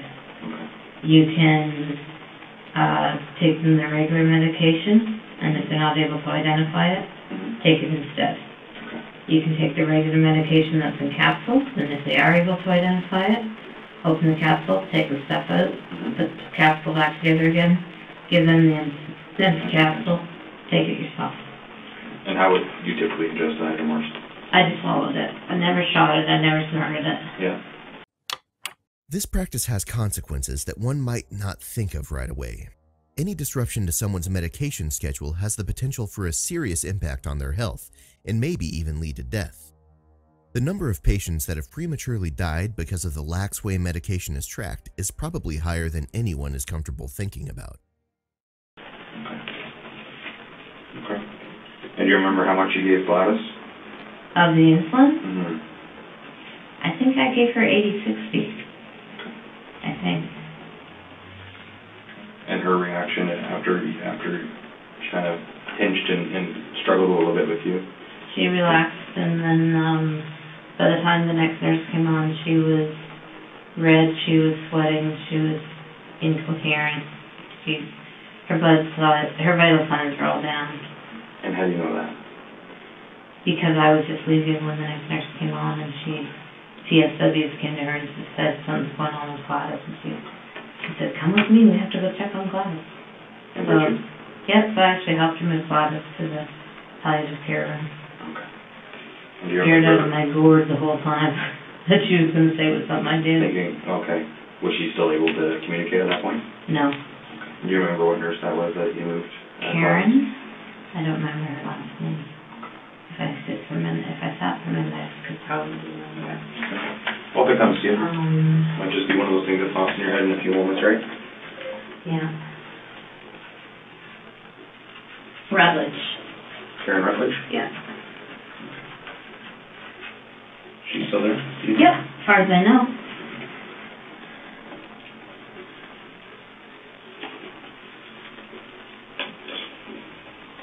Okay. Mrs. Helen Young. So this is where you have a bit of a gap again.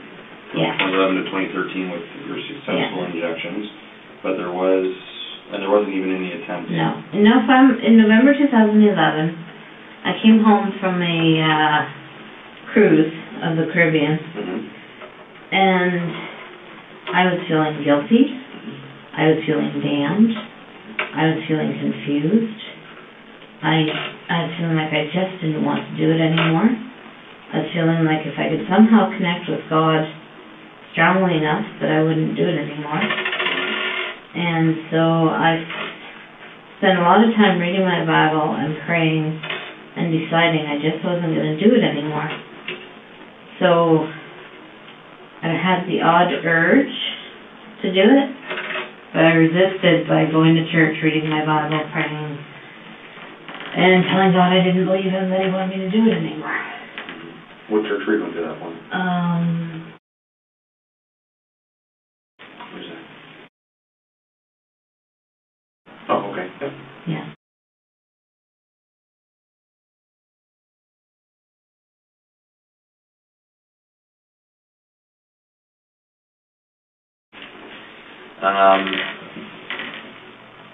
So as far as fighting off that, would you still have that feeling, like that burning feeling? Sometimes, but I did a lot of praying about it, and I just did a lot of praying, reading my Bible, getting very involved in my faith, getting very involved in my church. Right. Okay. And obviously, with what you've told us so far, that it helped. Yeah. What you've documented. Yeah. Is there anything else that we need to be aware of that happened in between those times? No. Okay. No. Okay. I didn't tell anybody or anything like that. Okay. Except for the pastor. Sorry, what did you do? I told him after Helen Young. Okay. He was after Helen Young. I'm just going to turn this off because it keeps vibrating. I apologize for that. It's okay. I may fart and I'll have to apologize for that. There we go. So that was after Helen. Right. Okay. So Helen was at Crescent Care. Where was Helen's room? She was on A side. I had been transferred to A side, which is a new unit, like, well, relatively new, 10, 12 years old. I was on the first floor. I was the charge nurse for the first floor, and she was in the room closest to the nurse's station. Where was that like for me going to Crescent Care, would it be closer to Fife or closer to North Ave side or? So there's the retirement home. There's the wall that joins the retirement home to the nursing home. There's North Wing. There's South Wing. There's East Wing. And then down at the end of the hallway of East Wing is Unit 1 and Unit 2 in the building right on top of each other.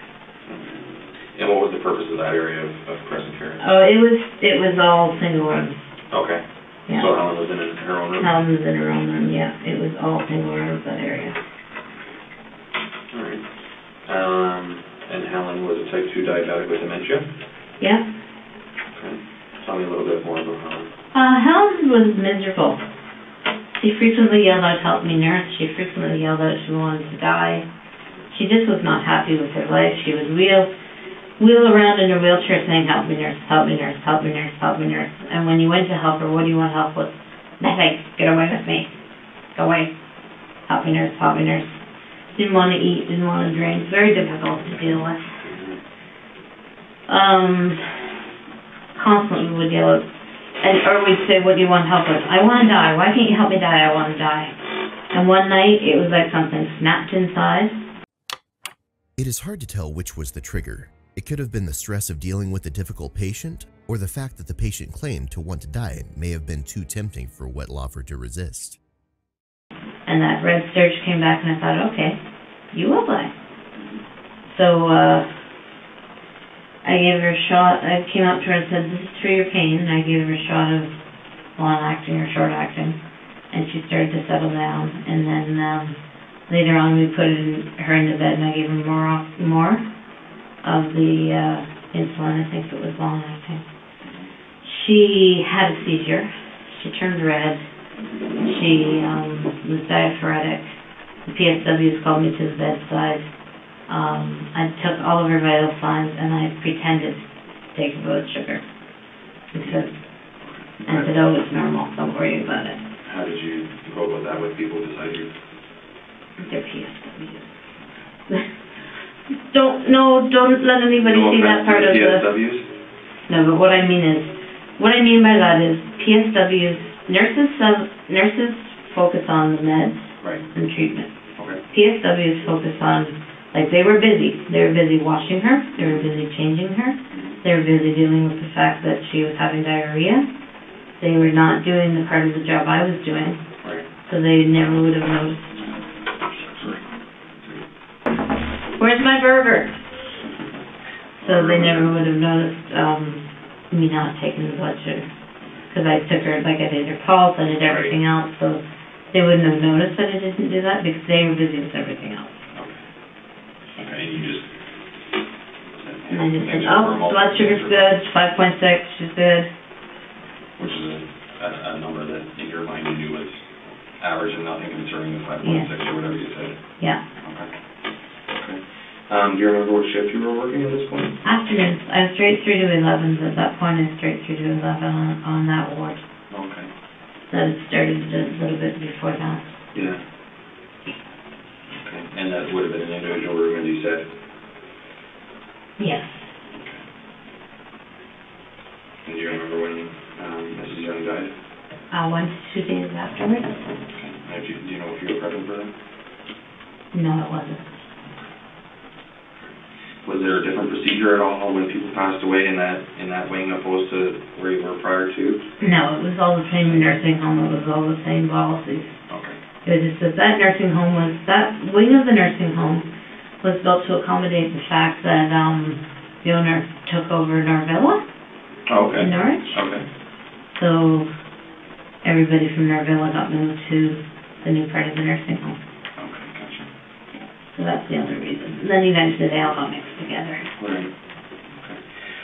So being that it had been a few years then, when you injected Mrs. Young and you were successful in causing her death, how did it make you feel after those few years that these urges and these feelings had come back? I felt horrible. I felt angry at myself.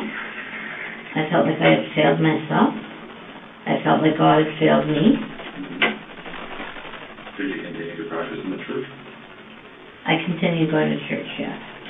Did you believe in it as much as I did, but I was getting very confused.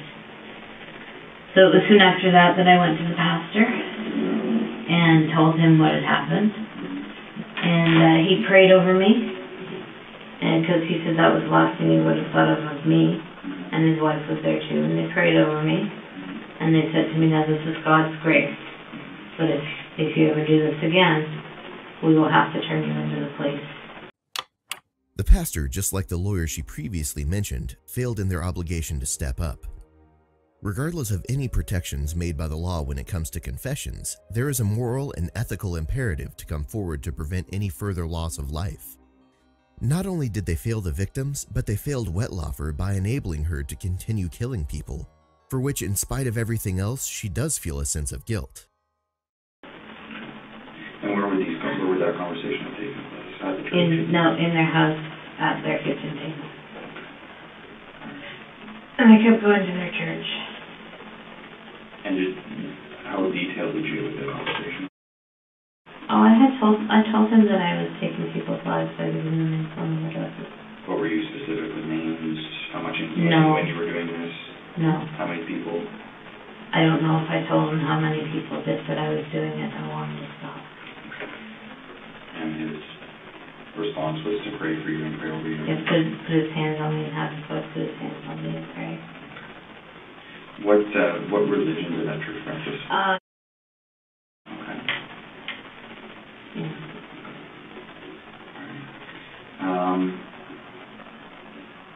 Did Helen have any family that you recall that would come Yes, visit her? she had a niece that loved her very much and was there at least twice a week. Did you ever converse with her? Before she died, yeah. Mm-hmm. Yeah. How old was she? I'm saying in the late 50s, early 60s. The niece? The niece, yes. And then Helen or something? 90. Alright. Did you speak to her following Helen's death, her niece? What? Okay, what was that? I think it was a day or two after when she was gathering her stuff, and she cried on my shoulder and thanked me for being a good nurse. And again, the feelings that you had at that point? Oh, guilt, shame, anger, like I had betrayed her. And not that I was betrayed, but betrayal. That I betrayed her. And did you display any emotion at that point to her? I just, gave her a hug back and said I was so sorry. But at that point, I was getting very confused about was this God and was it not. And when you resumed doing this, did you have any, besides the religious feelings that you were having, did you have any other personal feelings in your mind as far as knowing the difference between right and wrong again? Yes, I knew the difference between right and wrong. But I thought this was something that God or whoever wanted me to do it. I was starting at that point to doubt that it was God. Okay. When you resumed doing it? Yeah. Okay.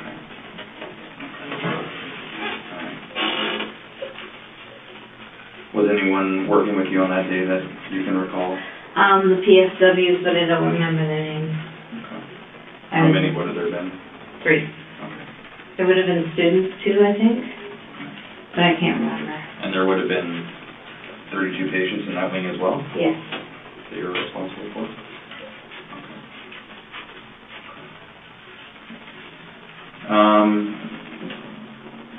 March of 2014, this is Maureen Pickering at Crescent Care. Yes. Tell me about Maureen. Maureen was a handful. She would attack other patients. She would pull their hair. She would hit them. She would pinch them. Eventually, it was decided that she needed a one-on-one staff. So sometimes they would book an extra PSW to be with her, to sometimes someone will come from the outside to be with her. But when one wasn't available, it was the role of the church nurse. And that was nuts. Sorry. That's just absolutely nuts. So, she just got harder and harder to look after. And one night when I had to look after her, I got this idea. I thought, you know, I'm starting to get the feeling of that surge again. I thought, no, I don't want her to die. But if I could somehow give her enough of a dose to give her a coma or something to change her brain waves, maybe make her less, you know, maybe make her less mobile, hard to handle, hard to handle. Right. So, yeah, so I overdosed her. And was that in the same wing? Yes, she was right across. She had gone into the room that Helen had been in. Yeah, she was right across from the nurse's station. And as well, obviously, a single room at that point. Yeah, that night she stroked. She had a severe stroke. She went to the hospital, and when she came back, she was there at the nursing home for a few days, and she died. So before she came back from the hospital, I was fired from Crescent Care for medication errors that had nothing to do with this. When you got transferred into this A wing, did you still get the medication the same way? The insulin the same way? Yeah, because there's insulin purchase there. Okay. And so, sorry, Maureen, Mrs. Pickering, was transferred from Crescent Care to the hospital? And then brought to back, Crescent yeah. Care. What was the time frame there, do you remember? 2 days, I think. And But they knew that she was totally vegetative when she came back. so she was basically coming back to pass away in Yeah. Crescent Care? Yeah. Was she put in palliative care when she returned? No, because she had her own room. Okay. The palliative care room was for people who didn't have their own room, Right. so that families could go and be with them, Okay. and not, you know, not disturb the other residents and not be disturbed by the other residents. Right. Do you remember how much insulin that you gave to Mrs. Pickering? It was a lot. It was a lot. I'm gonna say 80 long acting and 60 short acting, something like that. It was a lot of insulin. Why so much to her? Wasn't sure if she would die or not, and I really wanted to make sure that their mind was changed a bit before she came back to us. So the insulin caused her A stroke. a stroke and then the reason to travel to the hospital. Yes. Do you remember any reaction from her when you were injecting her? No, none at all. Do you remember what type of, sorry, I apologize, what part of the body that you injected her? Her arm. Left, right?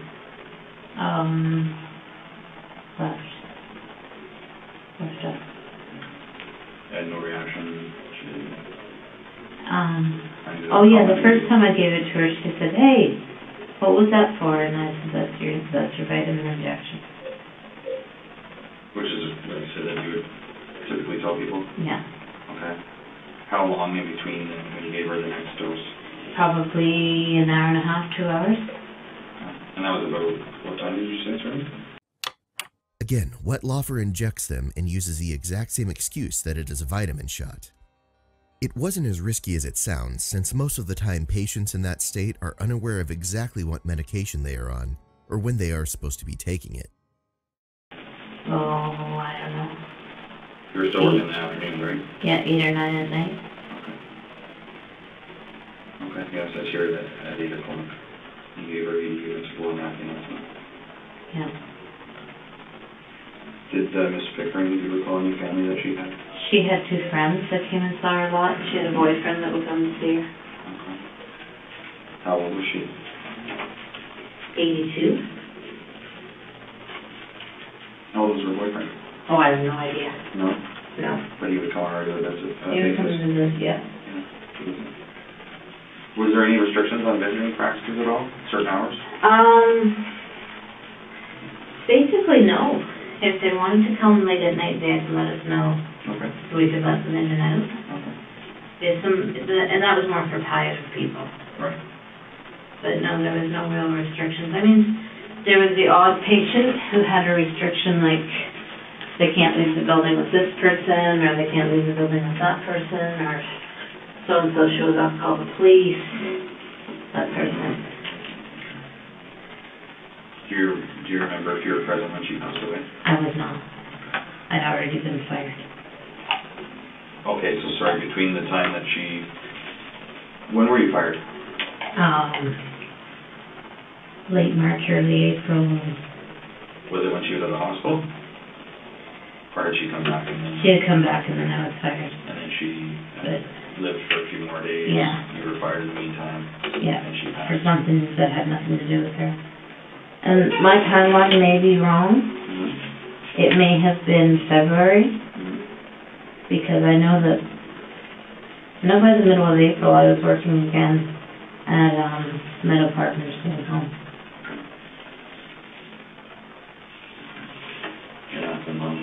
Yeah. What was the cause of your firing then? Sorry, there was a medication mix-up, right? I had a few medication errors, and strangely enough, not on purpose, one of our residents was missing her long-acting insulin that she got at supper, Okay. and it was coming from pharmacy, but I wanted to make sure she got her insulin, so I took insulin from another person who I thought was the same insulin, but it was short-acting. And they gave her a seizure because she wasn't used to it, and she was okay. We helped her and she was all right. Okay. But when they figured it out, I was fired because I had other medication errors as well. No, different things. Eye drops, just a lot of different stuff. And what do you think that was a result of? What, med errors? Mm-hmm. The workload. Yeah. Was it anything to do with, were you still using it at this point? You know what? I never made a work trip. I never made a med error when I was using it at work. Never. Just had you focused. Yeah. Did you ever commit any of these deaths when you were using? No. None of them. So no med errors, no deaths. When I was using. You're using it was all the feeling in your chest and your stomach. And Yeah. your The sore. surging and yeah.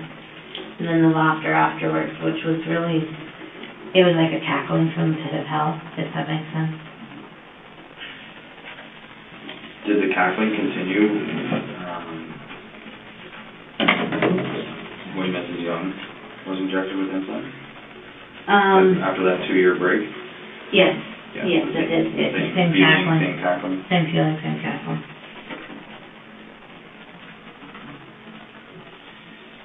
So then did you work anywhere between Crescent Care and Meadow Park? No. Okay, did you go directly from one to the other? Pretty much, within a month. And would those medication errors be documented in a reference letter, or? No. Were you made aware of anything like that Meadow Park would be aware of the reason why you were? I told the person that hired me at Meadow Park, she told me she had found my resume somewhere, because I never applied to Meadow Park. Oh, really? But she had found my resume somewhere, and she called me because they needed a nurse. Oh, okay. So when we did our interview, her name was Heather, I forget your last name, she's not there anymore. When we did our interview, she said to me, "Why did you leave?" And I told her, I said, "I'll be absolutely honest with you. I was fired for med errors." And she said, "Well, tell me about them," and I did. And she said, "Okay, well, I believe in second chances, so you're hired." After admitting to the medication errors, Wetlaufer should not have been hired, but her story seems to be a constant string of poor judgment and improper protocols that allowed her to commit this string of murders. Full-time afternoons, and it was a 1-year contract. Okay. And how long were you unemployed for then? A month. Just a month? Yeah. Okay. And would you commute back and forth, and did you still live in Woodstock at the time? I still lived in Woodstock, and I commuted back and forth. For straight afternoons? Yeah. What was that? What were the hours for the straight afternoons? Either 2:30 to 10:30 or 3 to 11. Okay. I'm not sure which it was. So when you got to Meadow Park, what was the difference as far as the workflow of the patients that you were responsible for? No Were they similar? difference. It was extremely similar. The only difference was that the RPNs would do the if there were dressings that had to be done at night, they'd do the dressings on the people at night that were my people. Okay. But other than that, Same. yeah. And, your supervisor at that point at Meadow Park, was that the same person that hired you, Heather, or? Yeah, Okay. she was the nursing supervisor. Okay, so she'd be her direct supervisor. Yeah.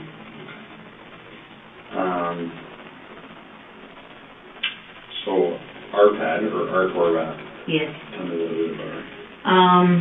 He was mean.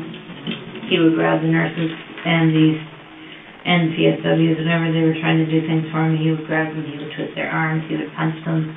Very difficult to do care for. And one night I just got that surgery, like, that's it, you need to go. Had he done something that night? No, not really, just been his normal self. And he fought the first needle. And then, the second needle I got in. And I forgot something about Maureen. I had given her, a dose of whatever we dosed her with to calm her down before I ever gave her the insulin. Forgot about that. So I had done that. So you Is gave that her in there? About Maureen? Yeah.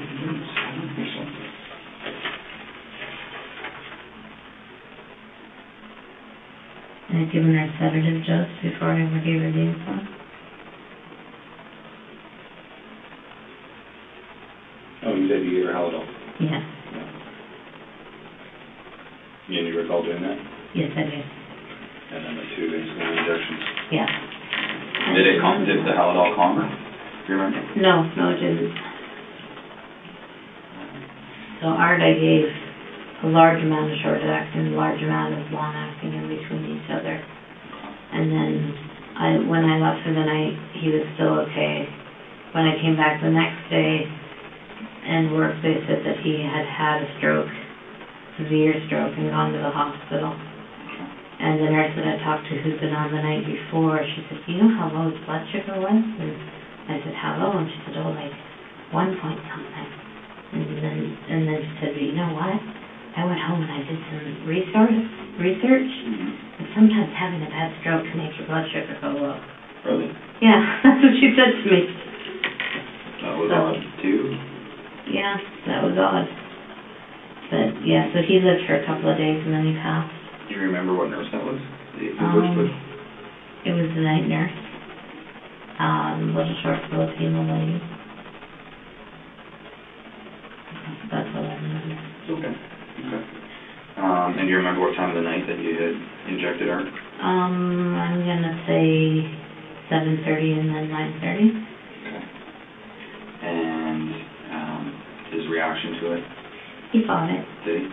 Yeah, but he fought everything. When you were doing this, did you ever speak to these people when you were injecting them? No. Would you ever say anything to them? Not unless they asked me what I was doing, then I just say it was a vitamin injection. But having that, and I know it's documented in here a few times, having that feeling of anger and frustration, would you ever... No. You would never state anything to vocalize your anger towards that person as you were injecting them? No, never. And Art, then, where did you inject him? His arm and his thigh. Okay. And what were you telling him at that point that you were giving him? Did he ask? It's come on, settle down, you need to have your medicine. And eventually I put it into him. And was there an immediate reaction to him at all? Did he stroke right away? No, he didn't stroke till I left. Okay. And then that's when you came in the next day and had the conversation with that short Filipino nurse? Yeah. Okay. All right. Sorry, I don't remember her name. It's okay. The 4 or 5 days later when he passed away, do you remember if that was back at Meadow Park or was it in the hospital? It was in the hospital. Okay, so he never came back. It may have just been 2 or 3 days. It seemed like it was 4 or 5. Mm-hmm. And his family was devastated. Absolutely devastated. What was his health like at that point? Prior to injecting him? Other than dementia, he was fairly strong. He was in a wheelchair, but he was a good eater and he was strong. And how old was he? I'm gonna say maybe 78. As Wetlaufer recounts each murder, one would think that she was talking about an average routine day as if they weren't actually paying attention to the details. She speaks very matter-of-factly and sometimes even laughs about things that occurred. With this attitude, it's surprising that she bothered to confess at all.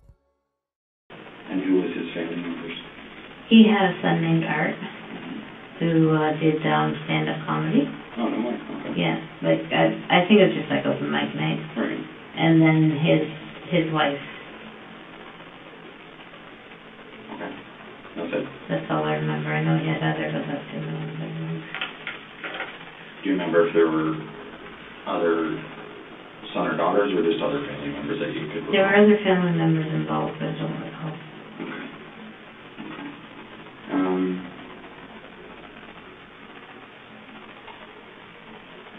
Did you ever have any interaction with his family? I mean, you said they were devastated. When did you learn of that? How did you know They that? came in to take stuff out of his room. Following his death? Well, he was still in the hospital. They Okay. came in to take some stuff, and then when he was gone, they came in to take the rest. Okay. How did you feel having a conversation with him? Awful. Again, like I betrayed them.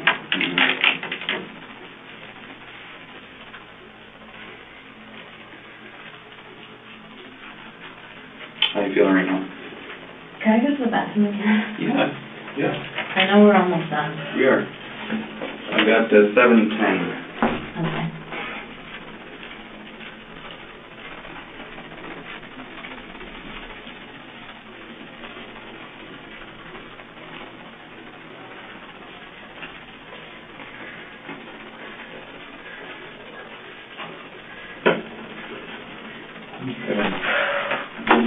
We're getting there. I have 7:14 Okay. to review.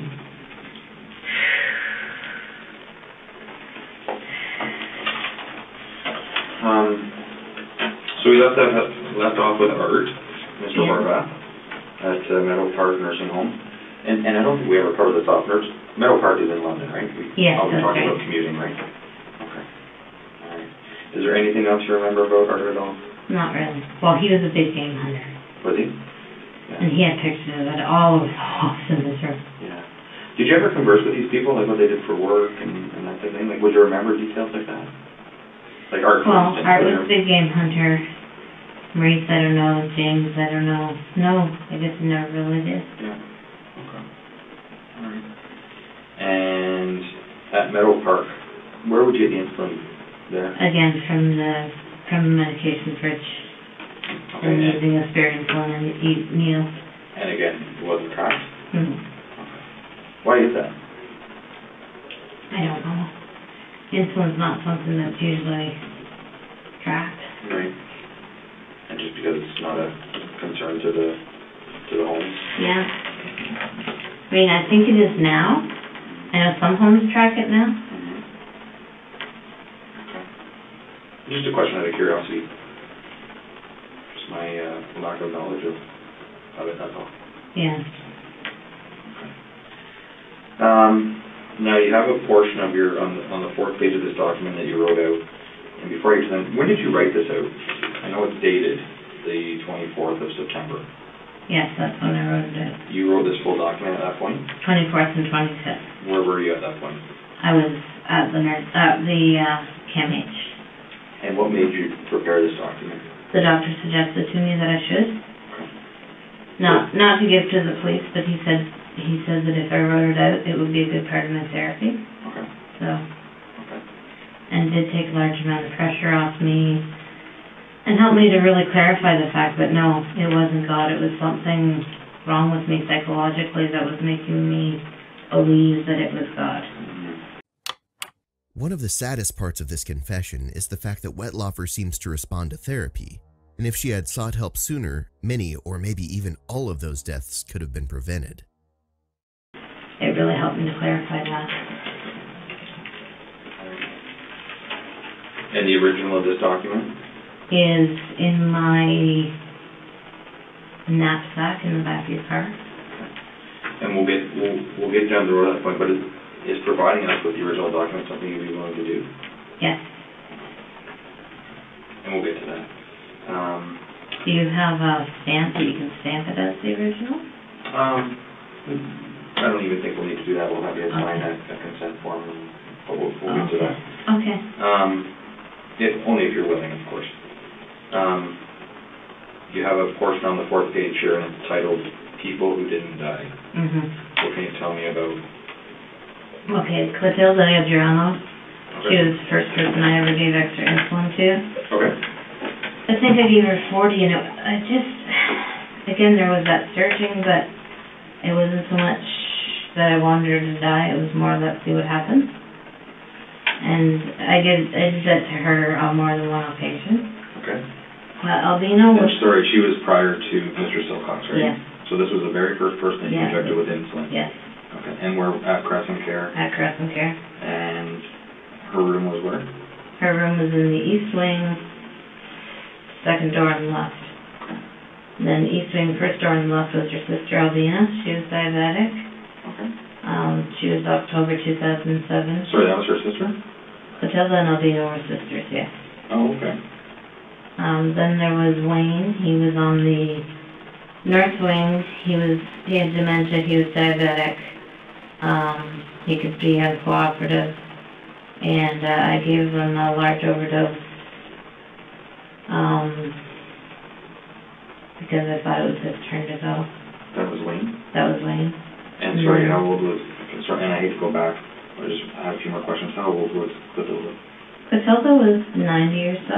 Okay, and her sister? Albina was probably 82. And did they have family that would come and visit? Yes, yes. All right. Very much so. Who would that be that would come to visit? Clotilda, I think it was her daughters, and Albina was her husband. Okay. And long-acting, short-acting? Short-acting at that point. In 07, you were still doing short-acting. Okay. And do you remember the doses Oh, that they would have given? wait a second. What would they get at night? It was long-acting, because it was what they got at night. With those two, it was their own insulin, just extra dose. So. Okay. In the beginning, possibly without even realizing it, Wetlaufer was making test runs to see if she would actually be able to kill someone. At that time, it would still be possible to make it seem like there had been some sort of mix-up if she had been caught in the act or taking the medication, but each success only emboldened her. Probably 30 to 40 extra. And then Wayne, how old was Wayne, sorry? I'd say 60. Okay, oh, so he was younger. He had developmental challenges, as well as dementia, as well as being diabetic, as well as being handful.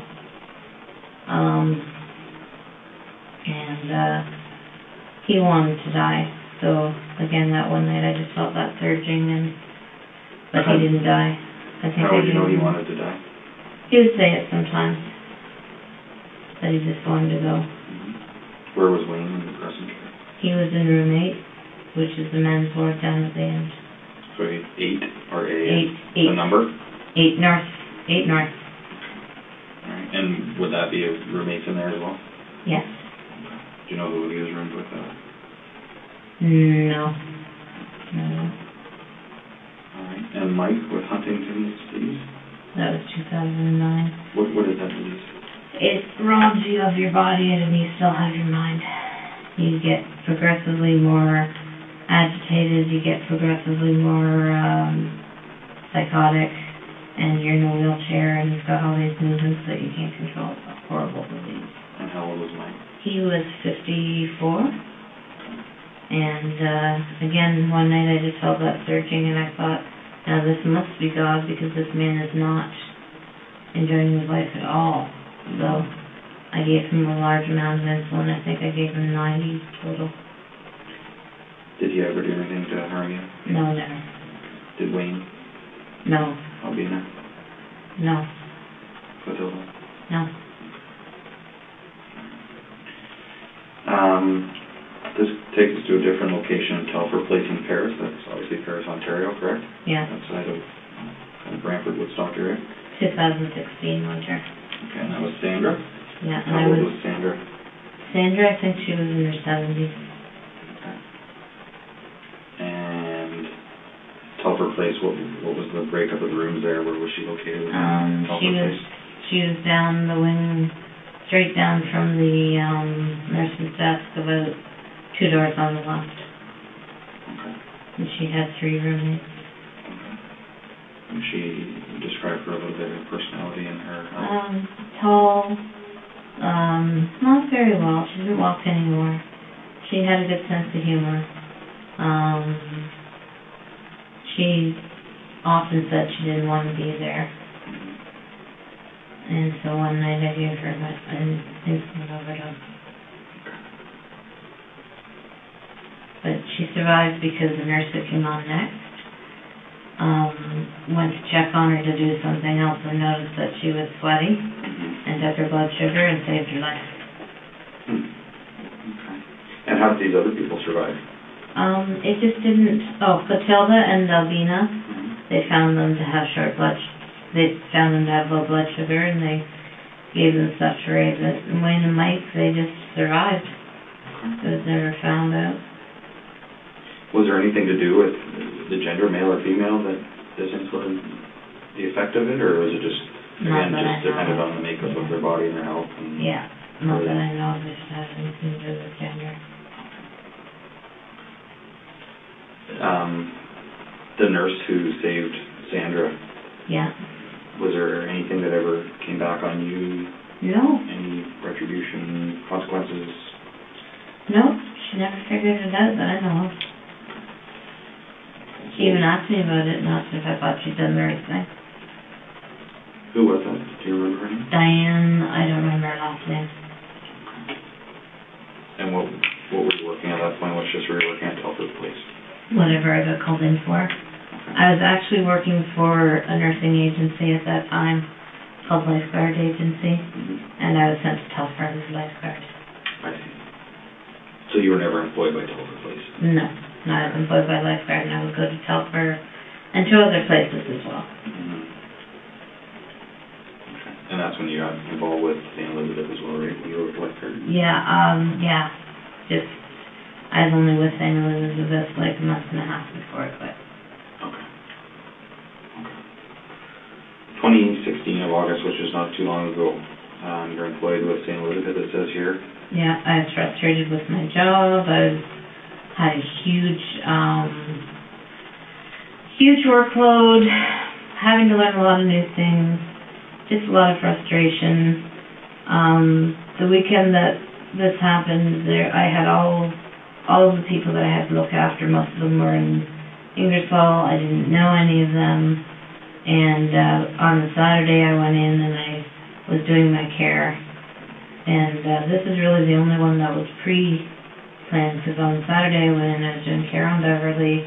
I noticed that she had a PICC line, which is a line that takes medication straight to your heart, and that she was diabetic. And so the next day when I went in, I was really frustrated, and I could just really feel the surging and the laughing, and I gave her a huge amount. I gave her, I think it was 180, three doses of 60 through the PICC line. Did she question that at all? No, because I used one to rinse the PICC line, one to put into her antibiotics, and one to rinse the PICC line again. The closest we can come to finding a common factor would be stress. Whether in her private life or in the workplace, once Wetlaufer hits a certain point, she gets one of her surges. And she survived. She was fine the next day. Did you go see her the next day? No, but I was able to check it on my computer because she was seen every day by a nurse. Okay. So I could go into the tablets from work and see how she was. Okay. And that was just a computer program used by St. Elizabeth? Yes. I see. Okay. On their own tablet. Okay. And these other people, where did you inject them? Their arms. All of them? All of them, yeah. Sandy was probably her leg, but she was a little bit more difficult. In August of 2016 then with Beverly, you don't remember Beverly's last name? No, I don't. I don't even remember if her first name was Beverly. Oh, okay. I could probably, I don't know if I could tell you the weekend it was or not. But she lived in Ingersoll? Yes. Did she live in a home or? Yeah, in a home. Like her own residence, I mean, or?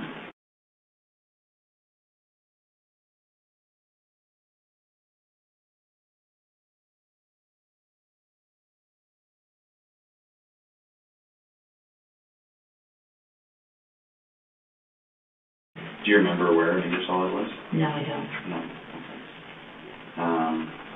How come you have the name Beverly, but you're not sure what her name is? Because I'm not sure if it was Bev or B or... I gotcha. Okay.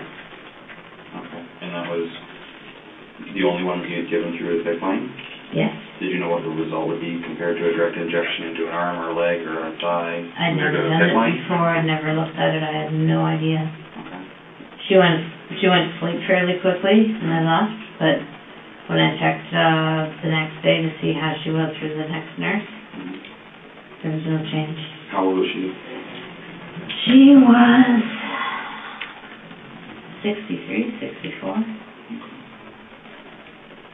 And what was her diagnosis as far as her health? She was diabetic and she had large ulcers on her leg. And she also had a severe infection.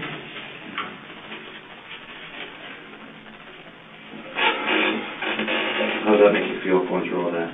Awful.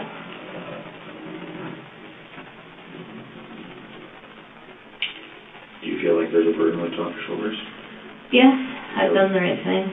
Do you feel there's a sense of relief? Yes. And now I know that it wasn't God. And I'm ashamed of myself that happened, but I also think that it was mental health.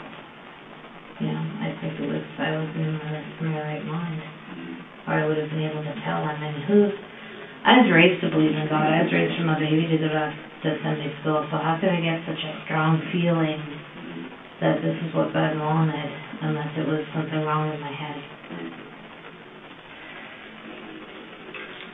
I know we've talked about what you would say to the families and so on and so forth, but again, I feel terrible for the people that are going to find out in the days and weeks to come about what actually happened to their loved ones, right? I do. I feel horrible. If there was ever anything I could do so that nobody did this again, I'd do it.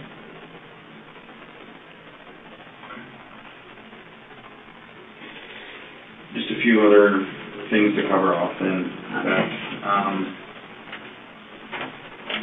The things that some of these people would do to you, the hitting, the pinching, the grabbing of your breasts, would you ever report that?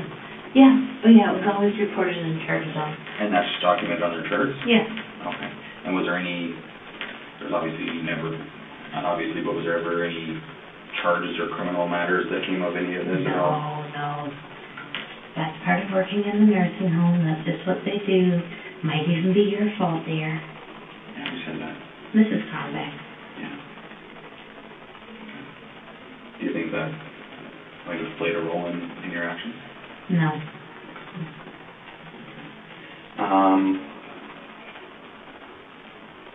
Maureen, your ex.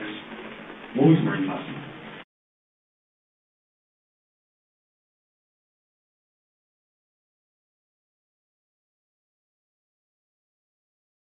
When was the last time you talked to her? I think about, 4 years ago when she wanted money to move back. Oh. We were only together for a year. Okay. So she came here from... Yeah, and brought her 2 kids. Okay. The teenage kids? Yeah. I think you mentioned that here in Toronto, Stephen. Yeah, we got involved with CAS with them.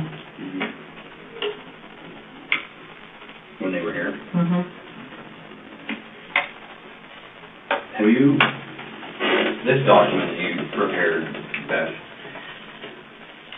and I know that you had stated the reason why, I guess we call it the breaking point of why you stopped, Yeah. was the possibility that you were going to have to be dealing with kids. Yes, that's right.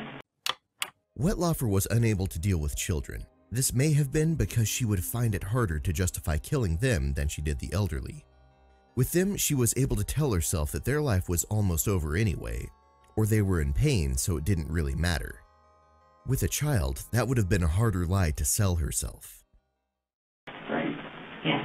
Is there anyone else within your career path that isn't listed on these 4 documents, or these 4 pieces of paper, that you'd be responsible for their deaths? No, absolutely not. And if we were to tell you that we've come across some fairly significant or suspicious deaths at other nursing homes, Where it's in, right? What would you say to that? I'd say it wasn't me. So there's no one else involved No, that fell victim to your actions? no.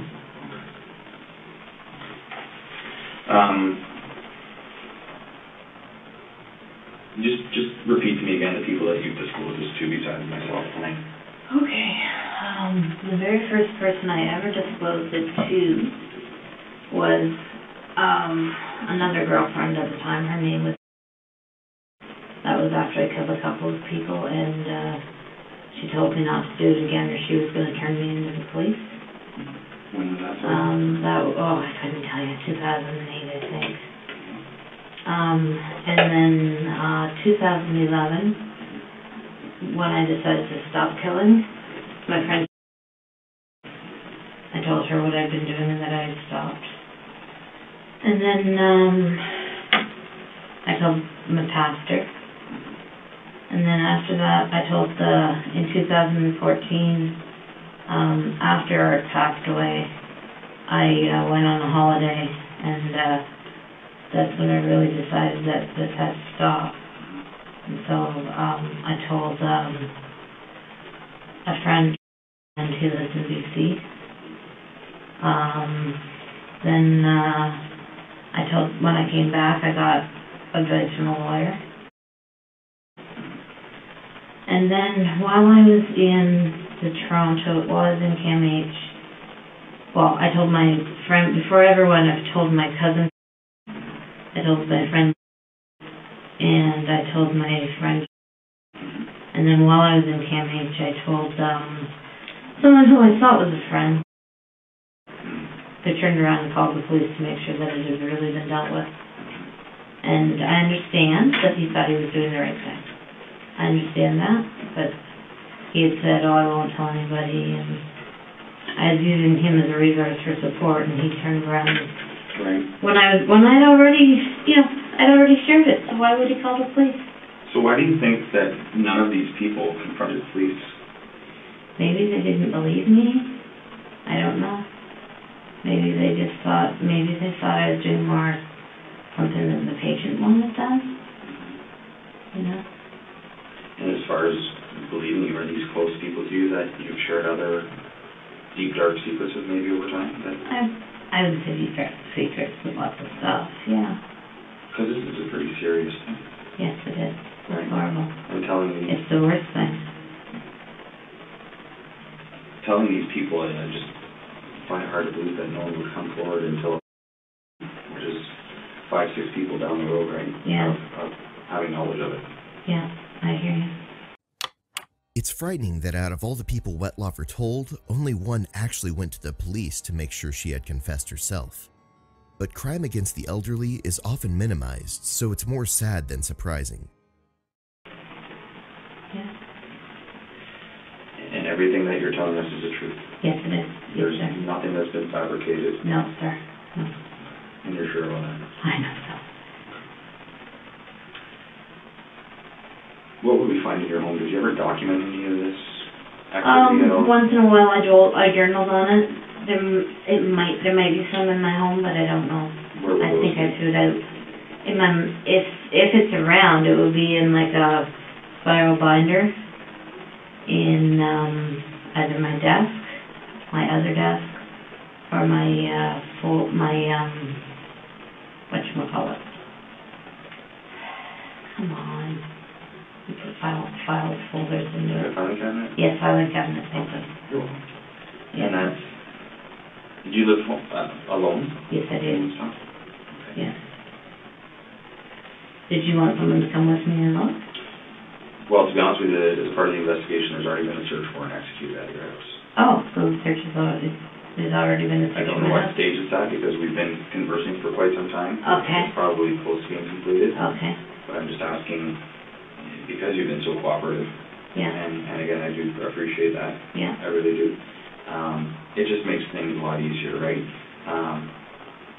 Advising us where certain things might be, and you said you might have thrown them out. yeah. You might not have. I might not have kept them. And then at the very end of my coffee table, there's a box and it's got pictures and a photo album in it. There might be something in there too. What would be it? A curlicue writing pad. Okay. What types of things would you document?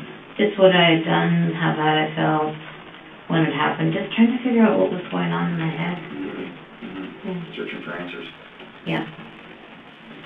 But you're not sure if you have rid of those or not yet? I thought I got rid of them all, but I don't know if I did for sure.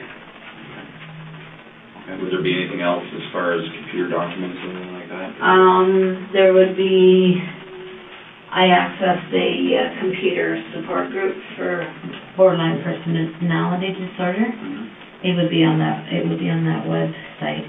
Oh, it's just an open forum that you could join and, Yes. and post comments and Yeah. what website was that? I couldn't tell you, but I could find it on my computer.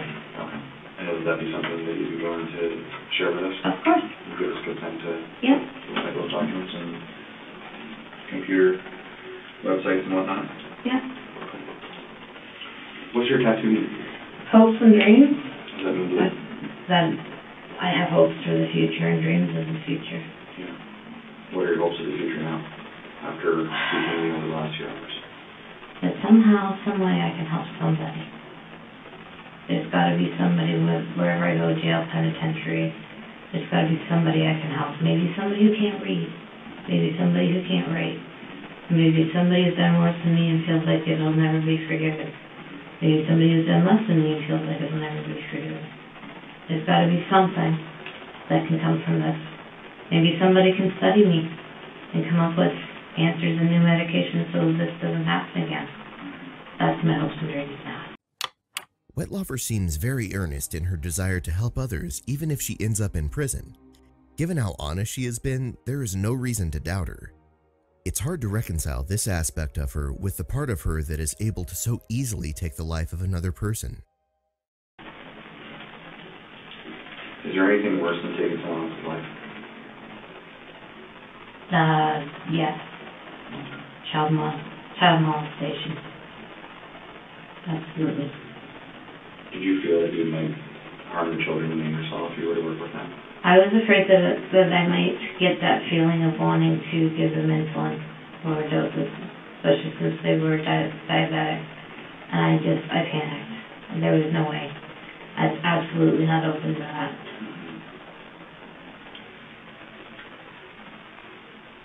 Is there anything else that you can think of right now?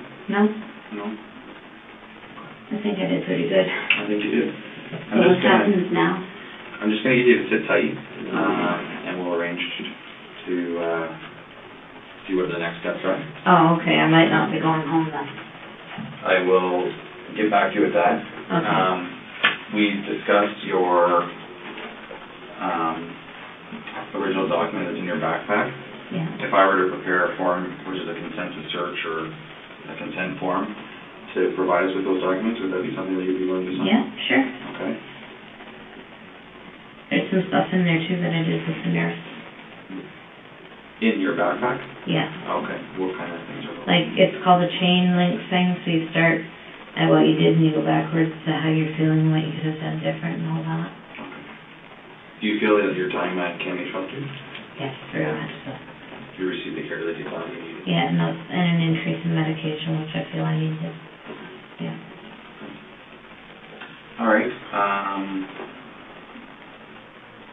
Sit tight for a few moments. Okay. And I'll be back to you shortly, okay?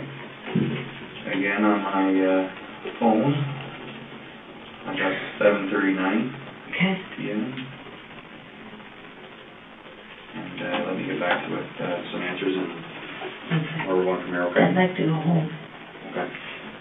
We'll sit tight and we'll see what's You going don't to have happen. to wear an ankle bracelet. I'd like to go home. Okay. All right. Thank you, Beth. Thank you. Appreciate it. Thank you. Thank you. Can someone cut these off with me now? Yeah, we'll get something to get those off, right? Okay, thank you. Okay. I'll be right back. Thanks.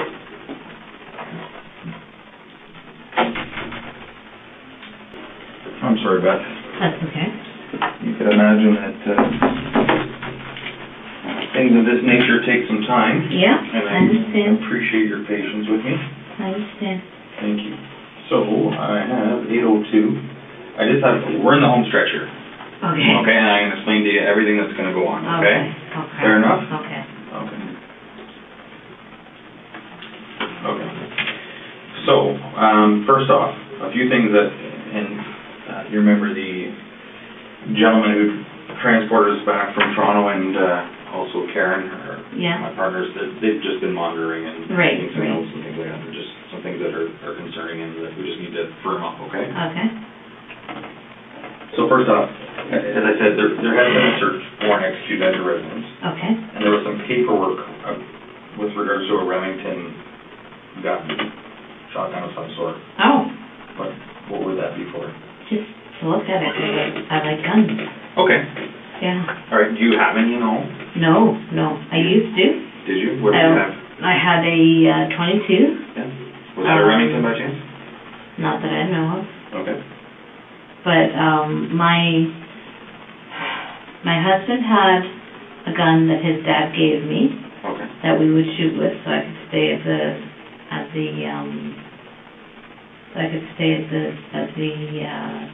gun club and shoot. Mm-hmm.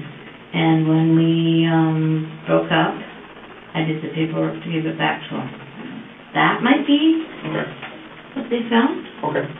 All right. I don't have a gun. There's no firearms in your house right now? No, sir. Okay. No, never will be. Okay.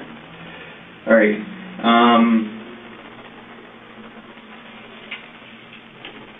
The username, like what would your username be on that blog that you would write on that core group? You know what, I'd have to go and look, Yeah? honestly. It's not like your name and a couple numbers or No. nickname, anything like that? No, I'd have to be sitting down in front of the computer to remember it, Okay. and even to find the support group. Okay. These are a bunch of random questions, just all thrown together here. The insulin that you used, the short-acting, the long-acting, was there an actual brand or a make of the insulin that you would use? Might have been Novulin, Okay. might have been Lenovo. Can't remember the other one. Okay. When you worked with Lifeguard, Yeah, I know that you had mentioned they'd send you to certain locations, certain homes. yeah. What were those? There was Telfer Place and then there was two others. Was one of them worked over? There's more than, there was Telford Place, Yeah. that was the very first. Then there was, here, I've done the one here. Telford Place. Detective Hergott is covering all of his bases.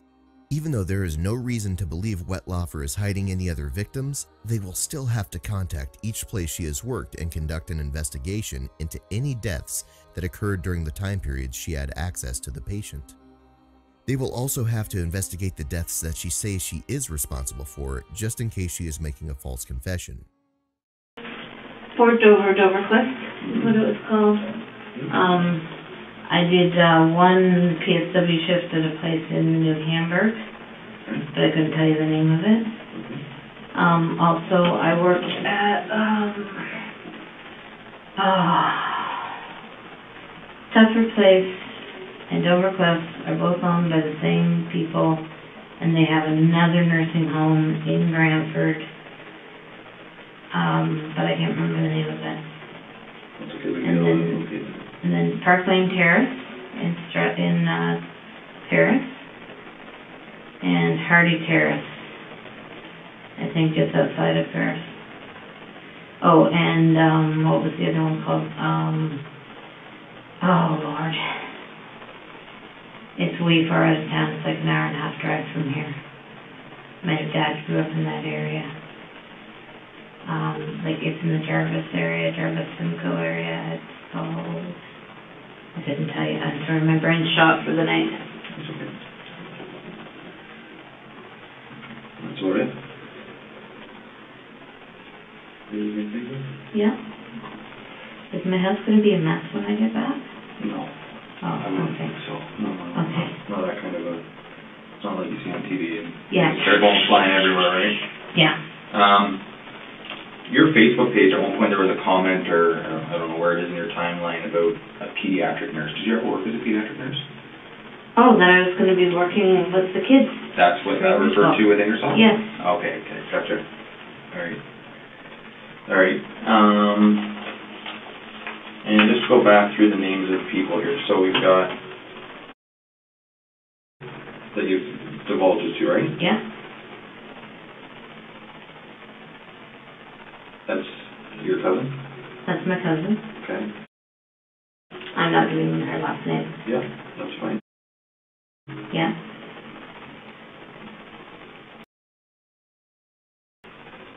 Don't. The lawyer, whose name I cannot remember. That's okay. Is it female? Yeah. Yeah. Okay.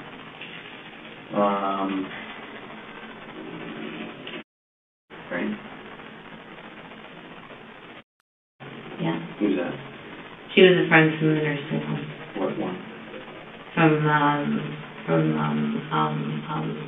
Crescent Care. I told her after I had stopped the first time. Everyone Wetlaufer has confessed to will have to be questioned, which will corroborate her story, confirm a timeline, and determine if any of them will be charged as well, potentially as an accessory or for withholding evidence. And she stopped being my friend because of it. Okay. And Okay.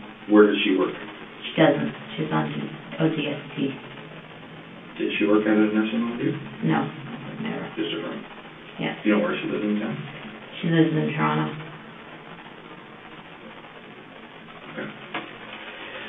Okay. We're gonna wrap things up, but here's what's gonna happen. Okay. Okay. And part of this is gonna be up to you. What are your plans going forward from here? Going forward from here, I want to go home. Okay. I want to have a good night's sleep. Okay. I want to spend Thanksgiving weekend with my family. Okay. And I want to be available to the police at any time they need me. Okay. And if I have to come back for trial, I have to come back for trial. Okay. I have no plans of leaving. I can surrender my car if you want me to. Okay. Are your parents, are you close with your parents? Like, what type of Very relationship close. do you have with them? Very, very close. I have to tell them tonight what's happened. With mom and dad? Yes, they know that I've been in the hospital, but I just told them it was for treatment. But yeah, my plan tonight is to go and talk to them one-on-one, like face-to-face, and tell them. What do you think their reaction's gonna be? They're gonna be devastated. What do you think? I'm gonna plan on staying the night there, so they have access to me. Okay. What type of support do you think you're gonna get from them? Eventually, all the support I need. Okay. I also plan to go to my AA groups. I had planned on doing 90 meetings in 90 days. And just keep up with, like I plan to, see, one of the things that happens with me is I isolate and then I start to not do well. So I plan to, do the Thanksgiving thing, keep up with my friends, clean my apartment, tell my parents. Those are my plans. I have no plans to leave town. I've done this and I'm ready to face it, but I would love to go home for a night. I think that's gonna happen. Bless you. Okay, I think that's gonna happen. As I said at the very, very beginning of this, whatever time we started hours ago, you're not under arrest right now. Okay. Okay, but as you can imagine, okay.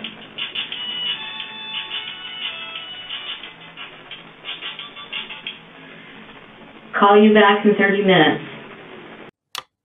Wetlaufer might not be under arrest right now, but that doesn't mean she will necessarily be free to do everything she has planned. That was my cousin. Gotcha. Okay. As I said at the beginning, you're not under arrest. Okay. But as you can imagine, an investigation like this is something that we've never dealt with. It's something that doesn't happen very often. It's something that you rarely hear about. Right. Okay? I don't know of many, but you're not the first person to do this. Right. Okay? Having said that, we have a responsibility to protect the public. Right. Right? You know where I'm coming from when I say that? Yes, As a police. absolutely. Absolutely. You done some things to some innocent people, Absolutely. some pretty, what people are Horrible gonna, things. people are gonna have opinions of you, and people are Monster. gonna, right, exactly. Having said that, there's something in the Criminal Code of Canada, and this is usually results in someone being charged with a criminal offense and being placed on such a thing called an 810 peace bond. Okay. Okay, and basically what an 810 peace bond is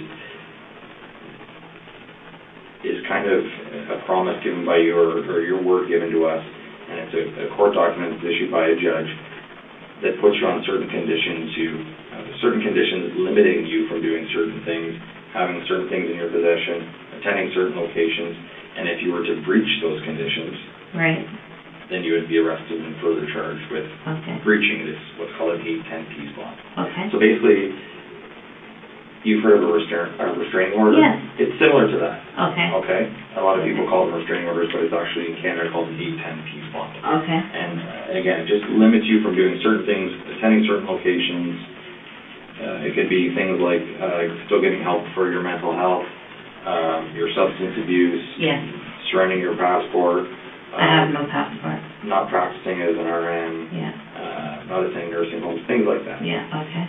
If that were an option, which, like I said, usually that occurs with people that are charged people or convicted of certain offenses, Right. that's part of their punishment sometimes. Okay. Would you be willing to enter into an 810 peace bond prior to being criminally charged? Absolutely. Okay. And do you understand what I mean by the 810 peace bond? Yes. Okay. Yes. It means I have to do it, or I come back and I'm in jail until everything else happens.